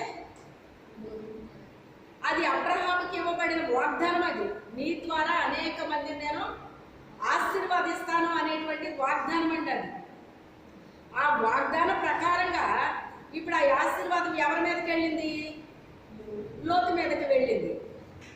ఎంతగా వెళ్ళింది అంటే ఇతనికి ఉన్న సంపద, అతనికి ఉన్న సంపద ఎంత అయిపోయిందంట? ఎక్కువైపోయిందంటండి. ఎంత ఎక్కువైపోయిందంటే ఏళ్ళ గొర్రెల కాపర్లకి వాళ్ళ గొర్రెల కాపర్లకి ఏమొచ్చేసింది? కలహం వచ్చేసిందండి. కలహం వచ్చేస్తే రోజు కంప్లైంట్స్ అనమాట అండి. అబ్రహాం ఏంటంటే దేవుడిచ్చిన వాగ్దానం కొరకు కనిపెడుతున్నాడు అబ్రహాము. భూ సంబంధించిన ఆశీర్వాదాల కోసం కనిపెట్టట్లేదు అబ్రహాము. కనిపెట్టకపోయినా దేవుడిస్తున్నాడు ఆయన. కానీ లోతు భార్య వేటి మీద పెట్టుకున్నారు మనసు? ఆశీర్వాదాల మీద పెట్టుకున్నారండి. ఇక్కడ శారా అబ్రహాములు ఎవరి మీద పెట్టుకున్నారు? దేవుడి మీద పెట్టుకున్నారు. వాళ్ళు వెళ్ళిన ప్రతి స్థలంలో కూడా బలిపీఠాన్ని కట్టి ప్రార్థన చేస్తున్నారు, వాళ్ళు బలి అర్పిస్తున్నారండి దేవుడికి. వీళ్ళు ఎక్కడైనా బలిపీఠాన్ని కట్టినట్టు కానీ బలి అర్పించినట్టు కానీ ఉన్నారండి వీళ్ళు? లేదు. అయితే అవేమీ నేర్చుకోలేదండి. అవేమీ కూడా నేర్చుకోలేదు. ఆశీర్వాదాలు అయితే పొందుకుంటున్నారు, కానీ వాళ్ళు ఏ దేవుని సేవిస్తున్నారో, ఏ రీతిగా విశ్వాసంతో ఉంటున్నారో అవి ఏమన్నా నేర్చుకున్నారండి? అవి నేర్చుకోలేదు. అవి మాకు అవసరం లేదన్నట్టున్నారండి వాళ్ళు. అవి మాకు అవసరం లేదు అన్నట్టున్నారు వాళ్ళు. అయితే అలా రోజులు గడుస్తున్నాయి, కలహాలు వచ్చేస్తున్నాయి అంటారు. అప్పుడు ఆయన అంటాడు కదా, మనము బంధువులము కనుక మన మధ్య కలహం ఉంటుంది. ఎందుకంటే మనం ఉన్నదే పరాయి దేశంలో ఉన్నాం. పరాయి దేశంలో ఉన్నప్పుడు మనము ఇలా కలహం పెట్టుకోకూడదు. మనం బంధువులు కదా, అందుకని నీకు నచ్చిన ప్రాంతాలకు నువ్వు వెళ్ళిపో, తర్వాత నేను కూడా వెళ్ళిపోతాను అన్నప్పుడు, అదేంటి నేను ఎందుకు వెళ్ళిపోతాను, నేను వెళ్ళను, నీ దగ్గరే ఉంటానని చెప్పాలి కదండి. అలాగంటాం పాపంతోనే వెళ్ళిపోయాడండి. నోట్లోంచి ఆ మాట రావడంతో ఎప్పుడు వెళ్ళిపోదామా అని ఎదురు చూస్తున్నాడు అనమాట. ఇంకా ఆయన రోజు ఈ కంప్లైంట్స్ విని విని విని చిరాకు వచ్చేసిందండి ఆయన. ఎందుకని ఆయన దేనికోసం కనిపెడుతున్నాడు? దేవుడిచ్చిన వాగ్దానం కొరకు కనిపెడుతున్నాడు ఆయన. వాగ్దానం కొరకు కనిపెడుతున్నాడు. సంవత్సరాలు అయితే గతించిపోతున్నాయి, వాగ్దానం ఇంకా నెరవేర్పు జరగట్లేదు. రోజులు గతించిపోతున్నాయి, వారాలు గతించిపోతున్నాయి, నెలలు గతించిపోతున్నాయి, సంవత్సరాలు గతించిపోతున్నాయి. కానీ అతని జీవితంలో వాగ్దానం నెరవేర్చబడట్లేదు. వాగ్దానం కోసం ఎదురు చూడడం అంటే ఎంత కష్టమో తెలుసా మీకు అసలు? మీకు ఎవరన్నా ఏదన్నా ఇస్తానని అన్నారనుకోండి, మీకు ఇవ్వలేదనుకోండి, మీరు ఏమన్నా కనిపెట్టగలరా? చెప్పండి. ఇలాగ ఇస్తానన్నారు, ఇంకేం ఇచ్చారు కాదు మేడం, ఇస్తానన్నారు ఇచ్చారు కాదు, ఇస్తానన్నారు ఇచ్చారు కాదు, ఇచ్చారు కాదు. నీ మైండ్ నిండా ఇదే ఉంటుంది తప్ప దేవుడన్నా పదవేమన్నా ఉందా అక్కడ? ఎవరో ఏదో ఇస్తారన్నది నీ బుర్ర నిండా నిండిపోయింది. కానీ సైతాన్ పని ఏంటి మరి? చెత్త అంతా నింపుతాడు ఆడు బుర్రల నిండా. ఎందుకు నింపుతాడు? నీ హృదయంలో దేవుడు మాట లేనప్పుడు, నీ బుర్రలో దేవుడి గురించిన ఆలోచన లేనప్పుడు దాంతోటే నింపుతాడు నీ హృదయాన్ని, నీ బుర్రని. నువ్వు ప్రజెంట్కి దేవుడి దగ్గరికి వస్తున్నావు, కానీ నీ బుర్ర నిండా హృదయం నిండా ఏం నింపేస్తున్నాడు? అనవసరమైన ఆలోచనలు తలంపులతో నింపేస్తున్నాడు. ఈయన వాగ్దానం కోసం ఈయన కనిపెడుతుంటే వీళ్ళేమో ఆస్తుల కోసం సతమతమైపోతున్నారు. కారణం ఏంటి? పక్కనే ఉన్నారండి, వాళ్ళతోనే ఉన్నారండి. ఏదైనా అంటుకుందండి అసలు? ఎక్కడైనా లోతు బారి ఏదైనా చేసినట్టు ఏమన్నా కనబడిందా మనకు బైబిల్లో? ఎక్కడైనా కనబడింది ఓ చోట. ఎలాగా అంటే నేను పనికిరాని దాన్ని నాకులాగా పనికిమాలోళ్ళుగా మీరు తయారవ్వకుండా ఉప్పు స్తంభంలో నిలబడింది. ఆ ఉప్పు స్తంభంలాగా ఎక్కడైతే నిలబడిందో అది చూసిన వాళ్ళందరికీ కూడా ఏం జరగాలి? ఇప్పుడు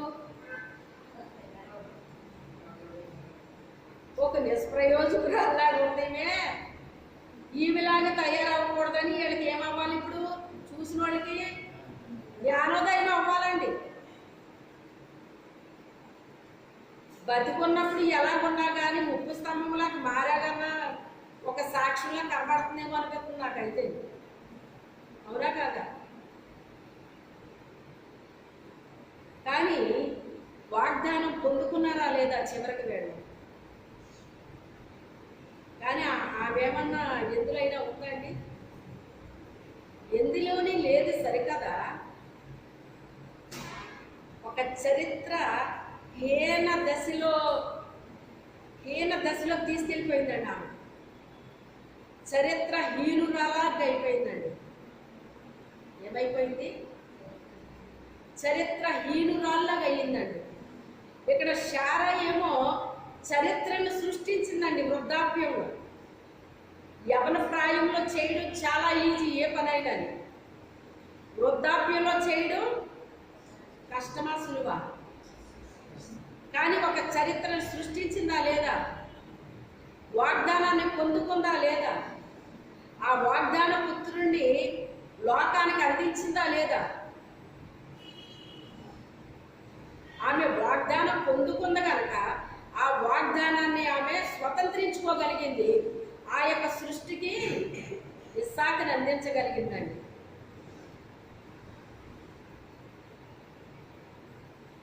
చూడండి, వాగ్దానం లేకుండా మరొక ఆమె వచ్చేసింది మధ్యలో. ఆఖరికి ఇస్మాయిల్ వచ్చేసాడు. వాళ్ళ ద్వారా ఏమన్నా వచ్చినాయండి? ఐగుప్తు రాలాగే ఆమె ఉండిపోయింది తప్ప, మళ్ళీ తిరిగి ఐగుప్తుకి ప్రయాణం కట్టింది తప్ప ఏమన్నా ఇంత మార్పు వచ్చినా మనుషులని? వాళ్ళతోనే ఉంది కదా, శారా అబ్రహాముతోనే ఉంది కదా, వాళ్ళ ఇంట్లోనే పనిచేసింది కదా. కానీ ఏమైనా ఇంత అంటుకుందా? ఆ విశ్వాసం కానీ ఏదైనా అంటుకుందా అండి? రావాలి మనం. కొంత భక్తులతో మనము సహవాసం చేసినప్పుడు ఏం రావాలి? 6 నెలలు సహవాసం చేస్తే వారే వీరు అయ్యారు అంటారే, అది లోకానుసారంగా ఆ సామెత కరెక్టే. కానీ ఆత్మానుసారంగా అవుతున్నారా? అలా అయ్యి ఉంటే చాలా బాగుండేది కదా. అయ్యిందా హాగరు? అయ్యిందా లోతు భార్య? అవకాశాలు దేవుడు వాళ్ళిద్దరికి ఇచ్చాడా లేదా? ఇద్దరికి అవకాశాలు ఇచ్చాడు, కానీ ఇద్దరు కూడా ఆ అవకాశాన్ని సద్వినియోగం చేసుకోగలిగారు వాళ్ళిద్దరూనే.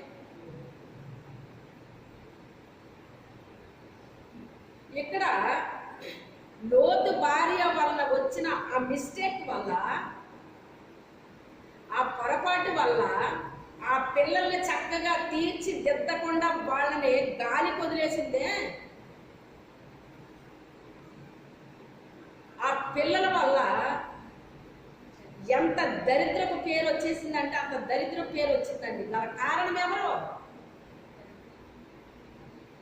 కారణం ఎవరు?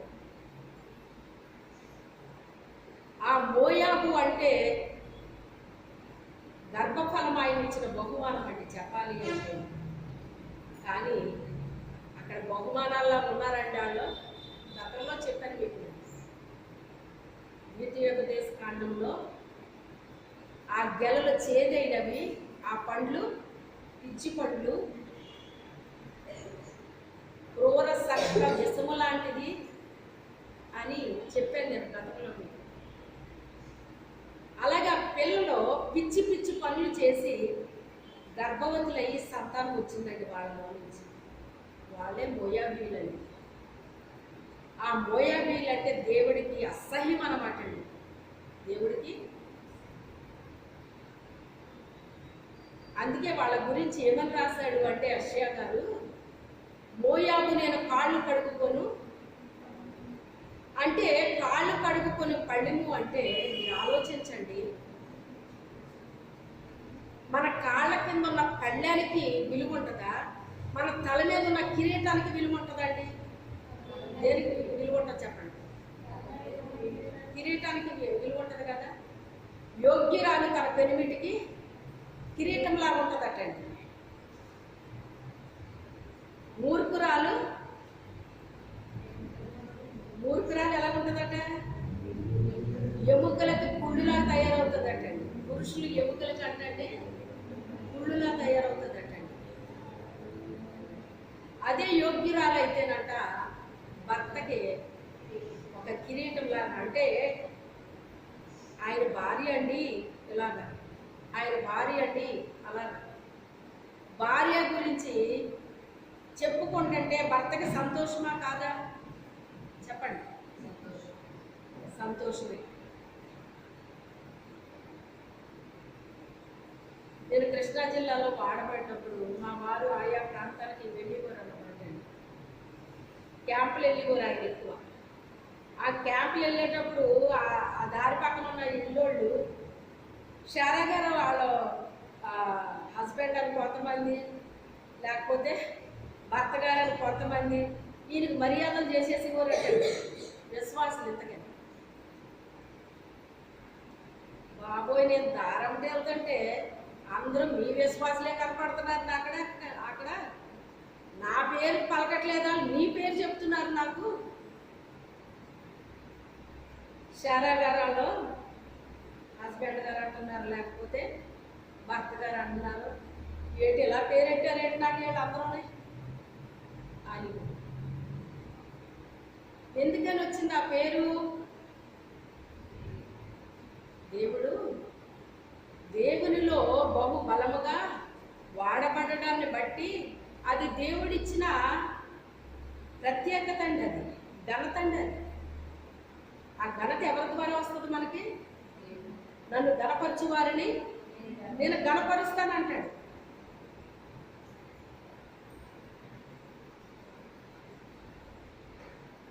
ఆయనకి కిరీటం లాగా ఉండాలి.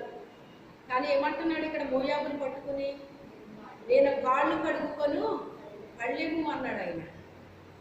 అంటే నా కాళ్ళ కింద ఉండాల్సిందే తప్ప వాళ్ళు ఇంకొక రకంగా వాళ్ళు ఉండడానికి వీల్లేదు అని ఆయనకి చాలా అసహ్యం కలిగిందంటండి. పిల్లల్ని ఎంతో ప్రేమిస్తాడండి దేవుడు, చెప్పాలి అంటే. అవునా కాదా? చిన్న పిల్లలు నా యుద్ధకు రానివ్వండి అన్నాడా లేదా? అని వెళ్ళనికి లాగా అసహించుకున్నాడు. ఏ వాళ్ళ పిల్లలు కాదా? చెప్పండి, పిల్లలు కాదా?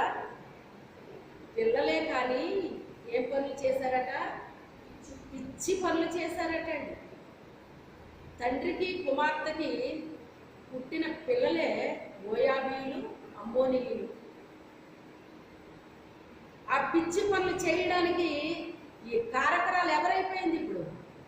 తల్లి సరైన పెంపకం పెంచుంటే కనుక ఆ పిల్లలు ఆ పిచ్చి పనులు చేసి ఉండేవాళ్ళ? తల్లి క్రమశిక్షణలో పెట్టుంటే కనుక ఆ పిల్లలు ఆ పిచ్చి పనులు చేసి ఉండేవాళ్ళ? ఆ పిల్లల పట్ల శ్రద్ధ తీసుకుందా తల్లి? ఖండించాలి, గద్దించాలి, బుద్ధి చెప్పాలి, ఇలా చాలా రకాలు చేయాలండి. అందులోకి ఆడపిల్లలు పెంచేటప్పుడు ఇంకా కేర్ఫుల్గా ఉండాలండి తల్లి.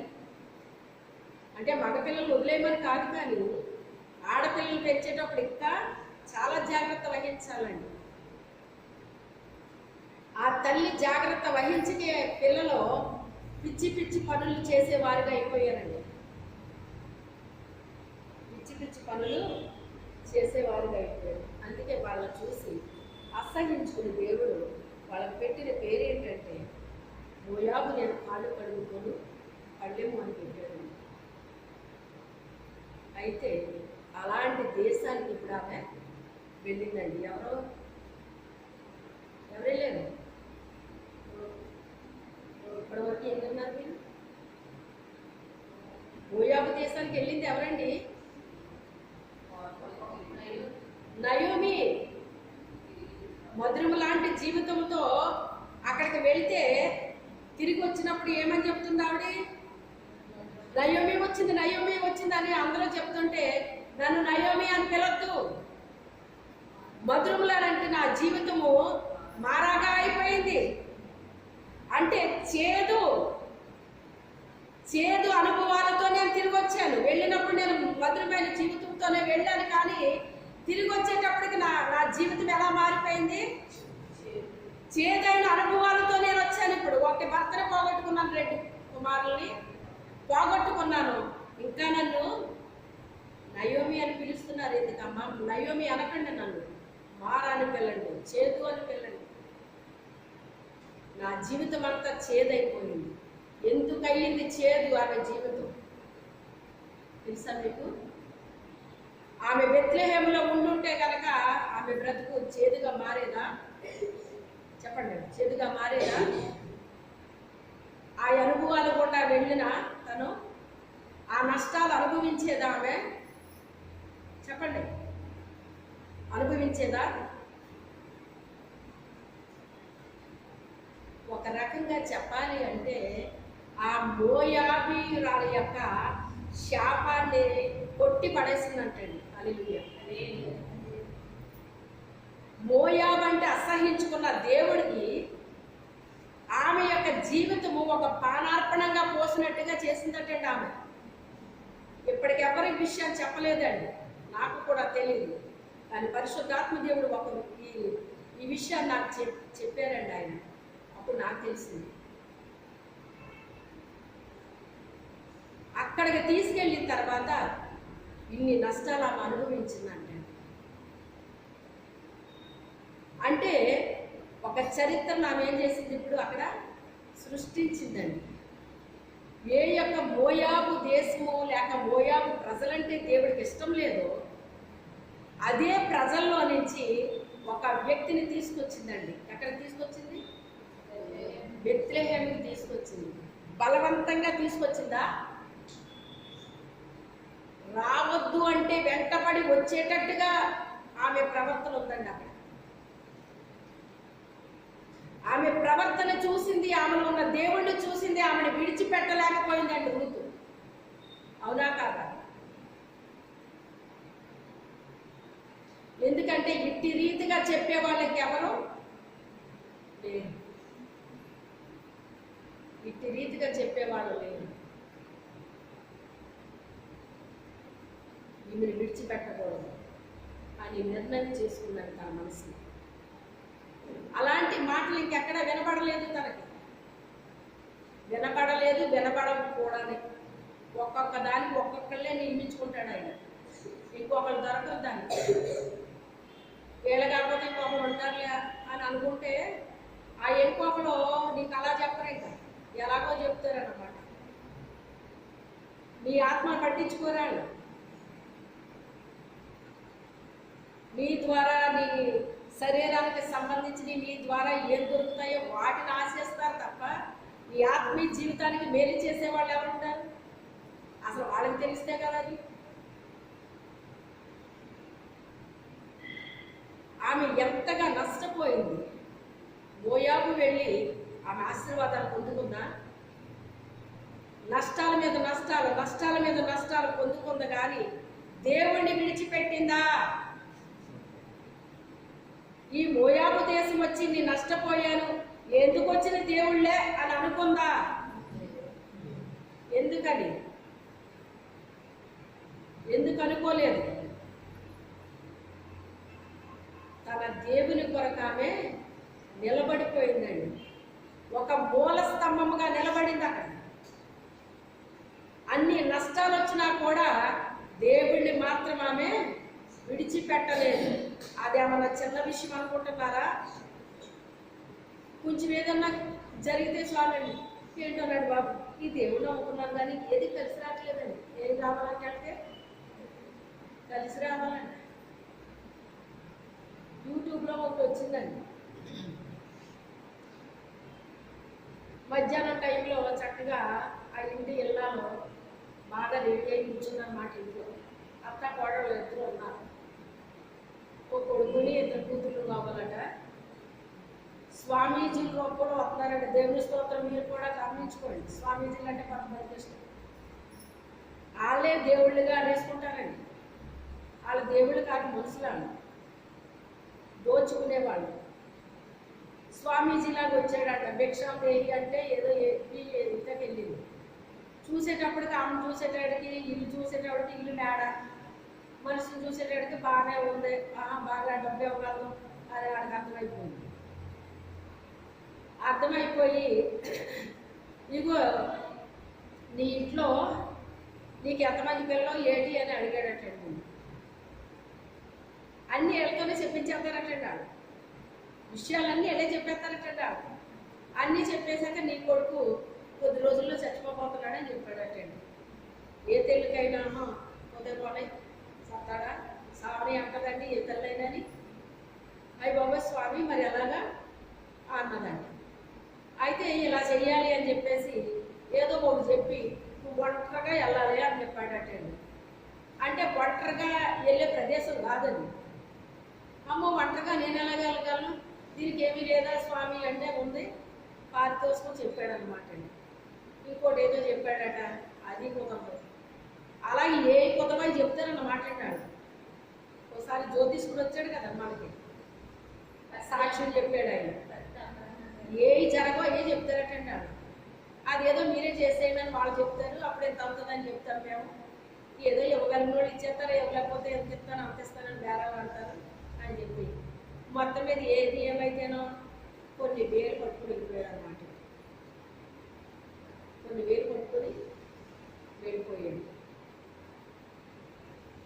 ఆ తర్వాత తిరిగి రాలేదు. పోలీస్ కంప్లైంట్ ఇస్తే ఎందుకు అలా చేసావమ్మా అంటే కొడుకు చచ్చిపోతాడంటే ఎలా భరించుకుంటామండి, నాకు ఉన్నది ఒక్కడే కొడుకండి, అందుకే నేను అలా చేశాను. వాళ్ళ కోళ్ళని ఉండదంట. ఎప్పుడు చూసినా ఇప్పుడు అసలు ఎంత పిసినార్థనగా ఉన్నది, ఇల్లు వేలు ఎలా ఇచ్చేస్తున్నానే ఆమనుకున్నాను. అప్పుడు అత్త చూసుకో ఏంటి అతను ఏదో చెప్తున్నాడు నువ్వేదో చేస్తున్నావు అంటే ఊరుకోవే బాబు పిల్లోడు కంటే ఎక్కువ ఏంటి అన్నదండి. దేవుడికి ఇస్తారండి అంత సొమ్ము? దేవుడికి ఇవ్వాలి అంటే ఎన్ని లెక్కలు పెడతారో అన్నమాట. ఎందుకంటే దేవుడు తిరిగి మళ్ళీ ఇచ్చేస్తాడు మనకి, దేవుడు తిరిగి ఇస్తాడు మనకి. అందుకే దేవుడికి ఇవ్వాలనిపించదండి.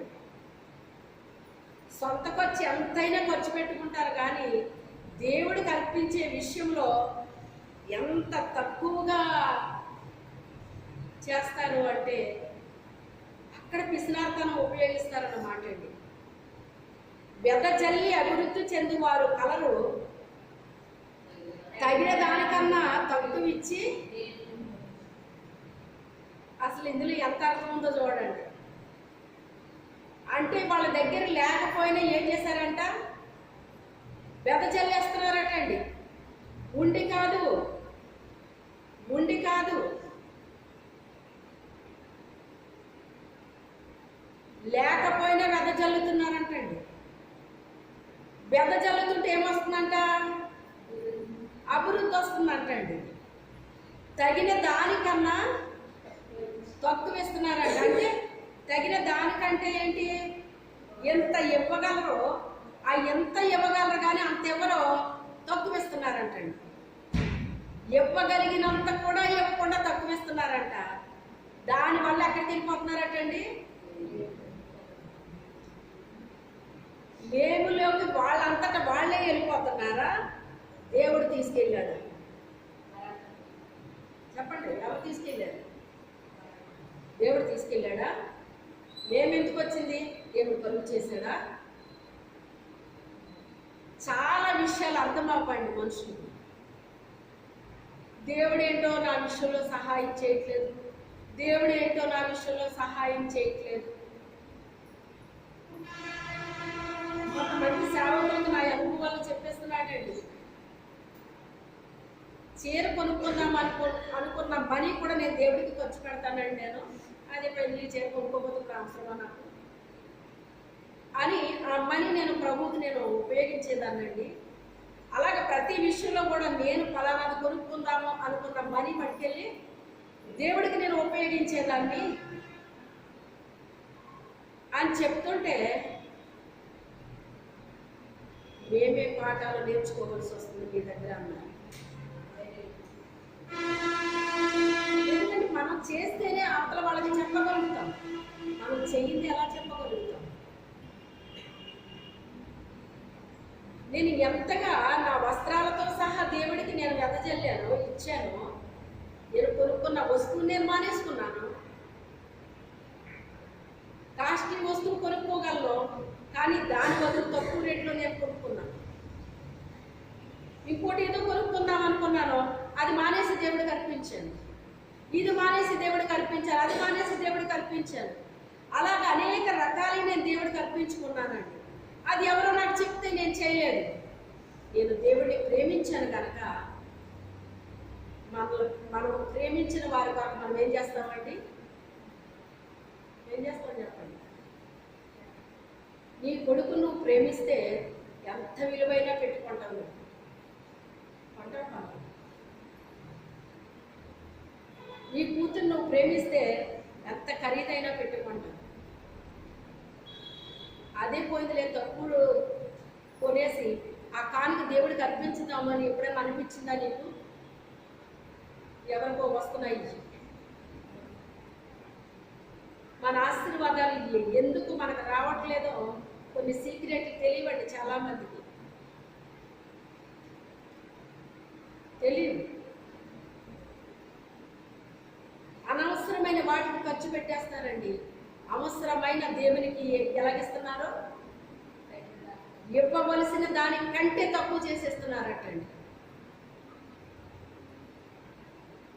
ఇదేదో మీరు కానుకలు అర్పించేస్తారండి అని మాట చెప్పట్లేదు. పరిశుద్ధాత్ముడే మీతో మాట్లాడుతున్నాడు ఈ విషయాన్ని. మీకు పొదువులు ఎందుకు వస్తున్నాయో, లేకపోతే మీకు ఎందుకు అలాంటి దుస్థితిలో మీరు వెళ్ళిపోతున్నారో మీకు అర్థమవక ఆయనే మాట్లాడాల్సి వస్తుంది. అది నిజంగా నువ్వు దేవుడిని ప్రేమిస్తే దేవునికి ఏం చేస్తావు? నువ్వు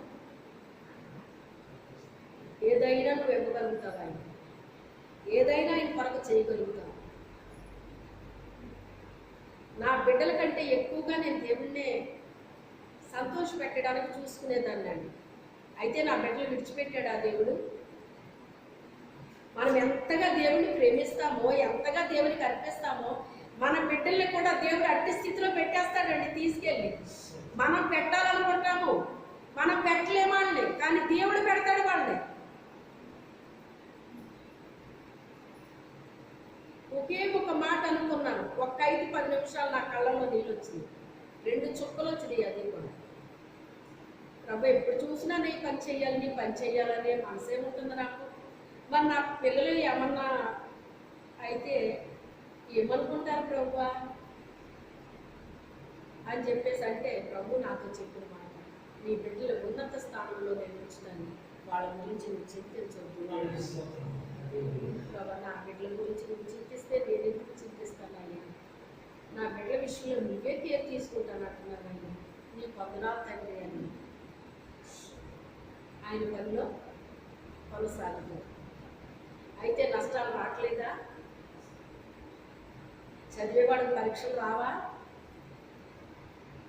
ఎంత ఫీజు అయినా కడతాను కానండి, మా పిల్లలకి పరీక్షలు ఎట్టండి అని మీరు అన్నారనుకోండి,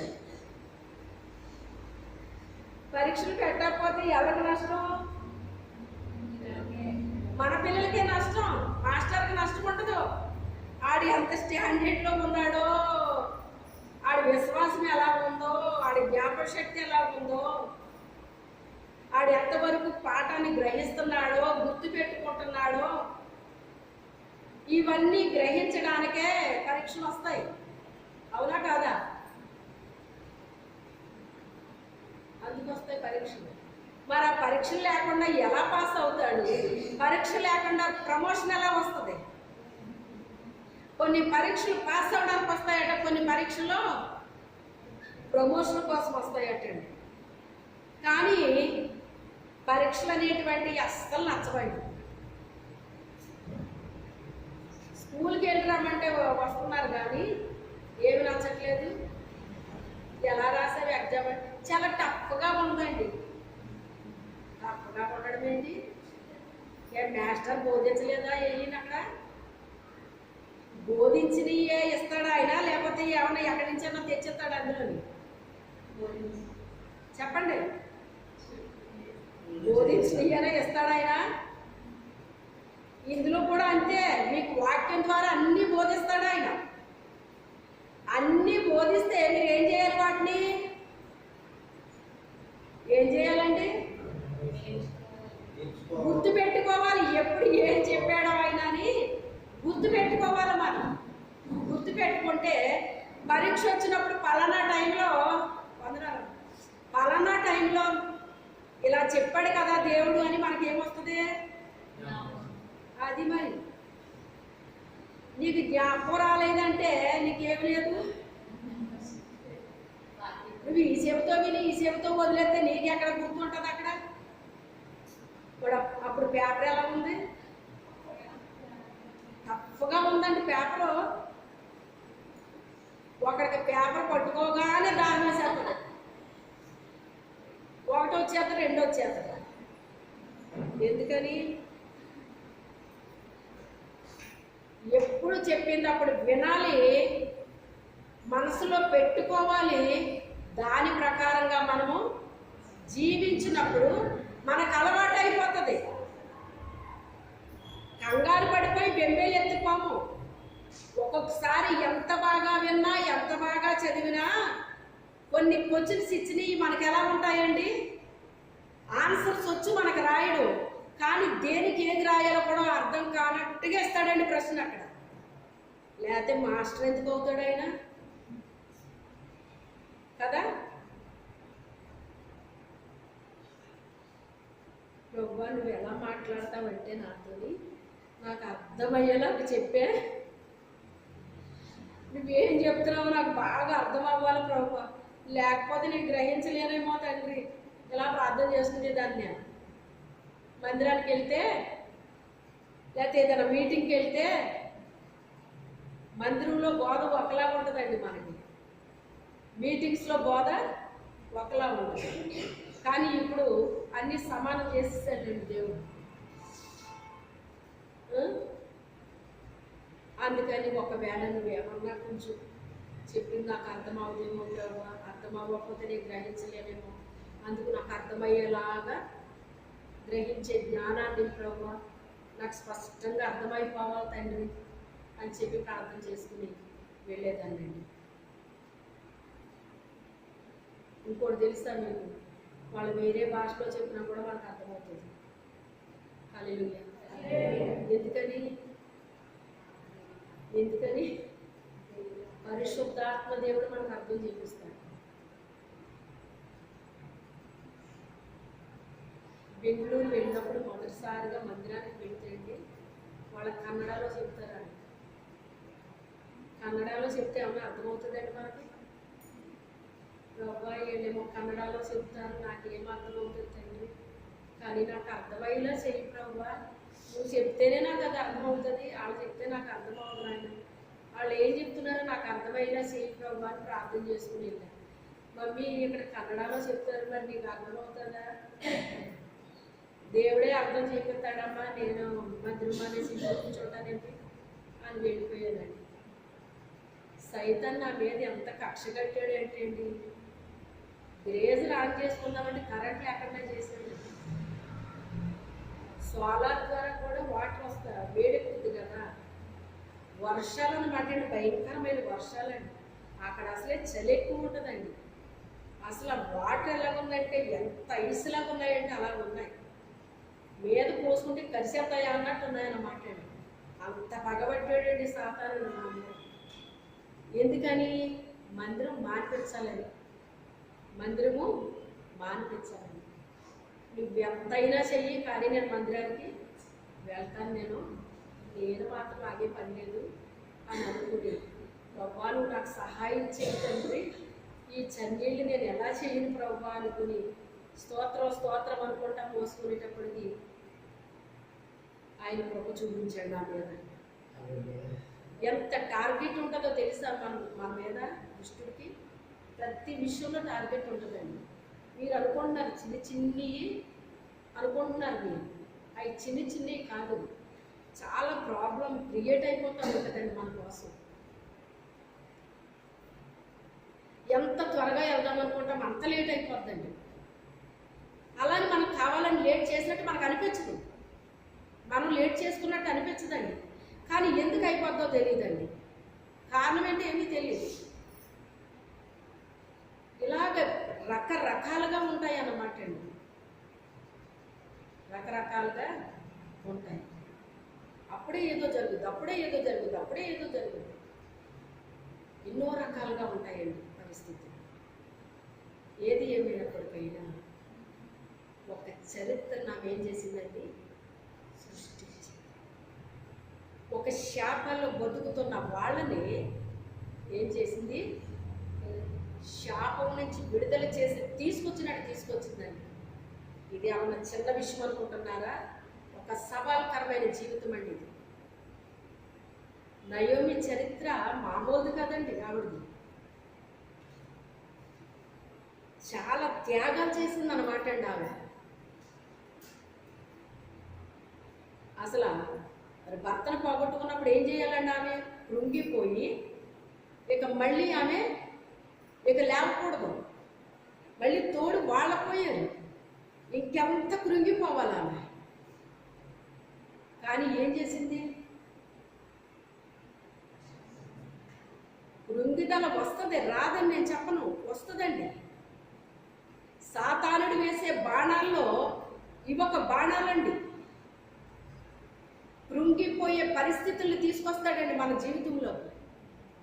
ఎందుకంటే ఈమె పూసుకున్నది సామాన్యమైన కార్యం కాదు. ఇప్పుడు అది ఈమె పూసుకున్నది సామాన్యమైన కార్యం కాదు. అది ఇప్పుడు ఒక చరిత్రను మార్చాలి, అక్కడ ఒక చరిత్రనే మార్చాలి. ఇప్పుడు మార్చిందా లేదా? కాళ్ళ దగ్గర ఉండాల్సిన రూతు ఇప్పుడు ఎక్కడికి వెళ్ళింది? ఎక్కడికి వెళ్ళిందండి? యోగ్యురాలు తన పెనిమిటికి, నీవు యోగ్యురాలు అని నా యొక్క జనులు ఎరుగుదురు అని మాట్లాడాడా లేదా ఆయన? అక్కడ ఆమె గురించి మాట్లాడినప్పుడు, కుమారి నీవు యోగ్యురాలు అని ఆ జనులకు తెలుసు. అంటే కాళ్ళ దగ్గర పడి ఉండాల్సిన పళ్ళాన్ని, ఆ పళ్ళెం లాంటి జీవితాన్ని ఆమె యొక్క ఉపదేశము ద్వారా, ఆమె యొక్క బోధ ద్వారా, ఆమె యొక్క మాటల ద్వారా ఏ రేంజ్కి తీసుకెళ్ళింది ఆమెని? తల మీద ఒక కిరీటంలాగా తయారు చేసిందా లేదా? అంత చేయడానికి తను ఎంత కోల్పోవలసి వచ్చింది. అది ఇక్కడ పాయింట్. కొన్ని చరిత్రలు మార్చాలి అంటే కొన్ని చాలా భయంకరమైన నష్టాలు గుండా వెళ్ళాల్సి వస్తుందండి. అయినప్పటికైనా రాజీ పడరు వాళ్ళు. నష్టాలు చూసి భయపడిపోయి, కష్టాలు చూసి భయపడిపోయి, రాజీ పడిపోయి ఇంకెందుకు వచ్చిందిలే, ఇంకెంత మట్టికి చాలులే అని అనుకున్నదండి ఆమె. మనసులో ఏమనుకుంది? ఓహో, ఈమెకు నాతో రావడానికి మనస్సు కుదిరింది. ఆమె మనసు కుదిరిందా? శరీరానుసరంగా ప్రయాణమైంది. ఈమె ఎలా ప్రయాణమైంది? ఆత్మీయంగా ప్రయాణమైంది. శరీరానుసరంగా ప్రయాణం అయితే డ్రాప్ అయిపోతారు కొంతకాలానికి. ఆత్మానుసరంగా ప్రయాణం అయితే చివరి వరకు వెళ్ళిపోతారు వాళ్ళు. ఏ స్థానాన్ని సంపాదించింది? ఆ స్థానంలోకి వెళ్ళినా నయోమిని విడిచిపెట్టిందా? ఆమె బోధన విడిచిపెట్టిందా? మరి ఏమని చెప్తున్నాడు? నీ తల్లి చేసే బోధనే, ఉపదేశాన్ని అవి ఎలాగ ఉండాలంటే మనకి నీ మెడకి అలంకారాలుగా ఉండాలి, నీ తలకి మాలికలాగా ఉండాలి. అమ్మ చెప్పే ఉపదేశాన్ని ఎప్పుడు కూడా ఏం చేయకూడదట మనం. ఎప్పటికీ మా అమ్మగారు చెప్పే మాటలు నాకు గుర్తొస్తూ ఉంటాయండి కొన్ని. నా లైఫ్ స్టైల్లో చాలాది ఆమె బోధ ఉందండి నాకు. అటు ఇంట్లో అమ్మ బోధ ఉంది, నాన్న బోధ ఉందండి, ఆత్మీయ తండ్రిది ఉందండి, తల్లిది ఉందండి. అటు వాళ్ళయ్యి మంచిగా ఉండాలి, వీళ్ళయ్యి మంచిగా ఉండాలి మనకి. అప్పుడే రెండు రకాలుగా మనకు ఉపయోగపడతాయి. రెండు రకాలుగా ఉపయోగపడతాయి. ఆమె మనస్సు కుదిరింది, వచ్చింది, ఏ స్థానానికి వెళ్ళిపోయింది. ఆ స్థానానికి వెళ్ళిన ఆమెను విడిచిపెట్టిందండి? విడిచిపెట్టలేదు. అసలు కొడుకే లేడు అనుకుంటే మనవడే వచ్చాడండి. ఆశ్చర్యకరుడు కదా మన దేవుడు, అద్భుతాలు చేసే దేవుడు కదా మన దేవుడు. ఇంకేముంది, మోడి బారిపోయిన జీవితము అని అనుకున్న ఆమె జీవితంలోకి ఆమె అనుకోని మనవడిని ఎత్తుకుందండి. ఆ స్త్రీలు వచ్చి అంటున్నారు కదా, నయోమి అసలు నీ కోడలో 10 మంది కుమారుల కంటే విశేషమైనది కదా.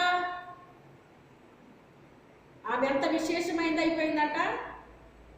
నీకు 10 మంది కొడుకులు ఉంటే ఆ 10 మంది కొడుకులు కూడా ఒకవేళ ఇలా చూడరేమో కానీ నిన్ను, నీ కోడలు ఎలాంటిది అంటే 10 మంది కొడుకుల కంటే విశేషమైనది కాదా అని వాళ్ళందరూ కూడా ఆమె గురించి ఏం చెప్తున్నారు? సాక్ష్యం చెప్తున్నారు. ఆ రేంజ్కి వెళ్ళడానికి కారకురాలు ఎవరు అన్నాడు దేవుడు? వాళ్ళ చరిత్రను మార్చేసిందామె. శాపగ్రస్తమైన చరిత్ర వాళ్ళది. అలాంటి చరిత్రను ఆమె ఏం చేసింది? మార్చేసింది. అంటే మోయాబు దేశానికి ఆమె దైవచిత్త ప్రకారం వెళ్ళిందా? ఏ రకంగా వెళ్ళింది? ఇప్పటికి ఏ సేవకుడైనా ఈ మాట చెప్పారండి? ఇప్పటికి మనకి చెప్పండి. ఇక్కడ కరువు వచ్చిందని అక్కడికి వెళ్ళిపోయింది, ఇక్కడ కరువు వచ్చిందని అక్కడికి వెళ్ళిపోయింది, ఇదే తెలుసండి అందరికీ. కానీ అసలు విషయము ఇది అన్నాడు ఆయన. దైవ చిత్త ప్రకారంగానే ఆమెను అక్కడికి తీసుకెళ్ళాడట. ఆమె వెళ్ళిన పని ఏం చేసింది? చేసి ముగించేసింది. ఏం చేసింది? పని ప్రారంభించడం చాలామంది ప్రారంభిస్తారండి, అది పెద్ద గొప్ప విశేషమేం కాదు. మీరు ఎక్కడైనా సరే చూడండి, పని ప్రారంభించేటప్పుడు ఎంత జనం ఉంటారో, ముగింపుకి వచ్చేటప్పటికి ఎంతమంది ఉంటారండి? అది ఆ ముగింపులో ఉండాలి మనం. ప్రారంభంలో చాలామంది యాడ్ అయిపోతారండి, చివరికి ఏమైపోతారు? చివరికి ఏమవుతారండి? వార్పలాగా.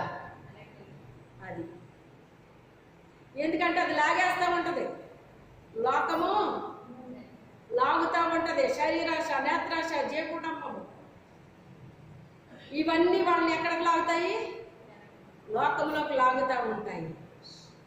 వాటన్నిటిని జయించిన వాళ్ళే చివరికి చేరుకుంటారు దేవుని రాజ్యంలో. ఉదివ సంఘములో, పెండ్లి కుమార్తె సంఘములో చేర్చబడతారు ఆ వ్యక్తి. అలా చేర్చబడాలి అంటే మనకి ఖచ్చితంగా మనకి బోధించే ఒక వ్యక్తి మనకి అవసరం. బోధించే వ్యక్తి అవసరం. ప్రార్థన చేసుకుందాం. మోకరించండి. ఎవరి మట్టుకు వారి కొద్ది నిమిషాలు ప్రార్థన చేయండి.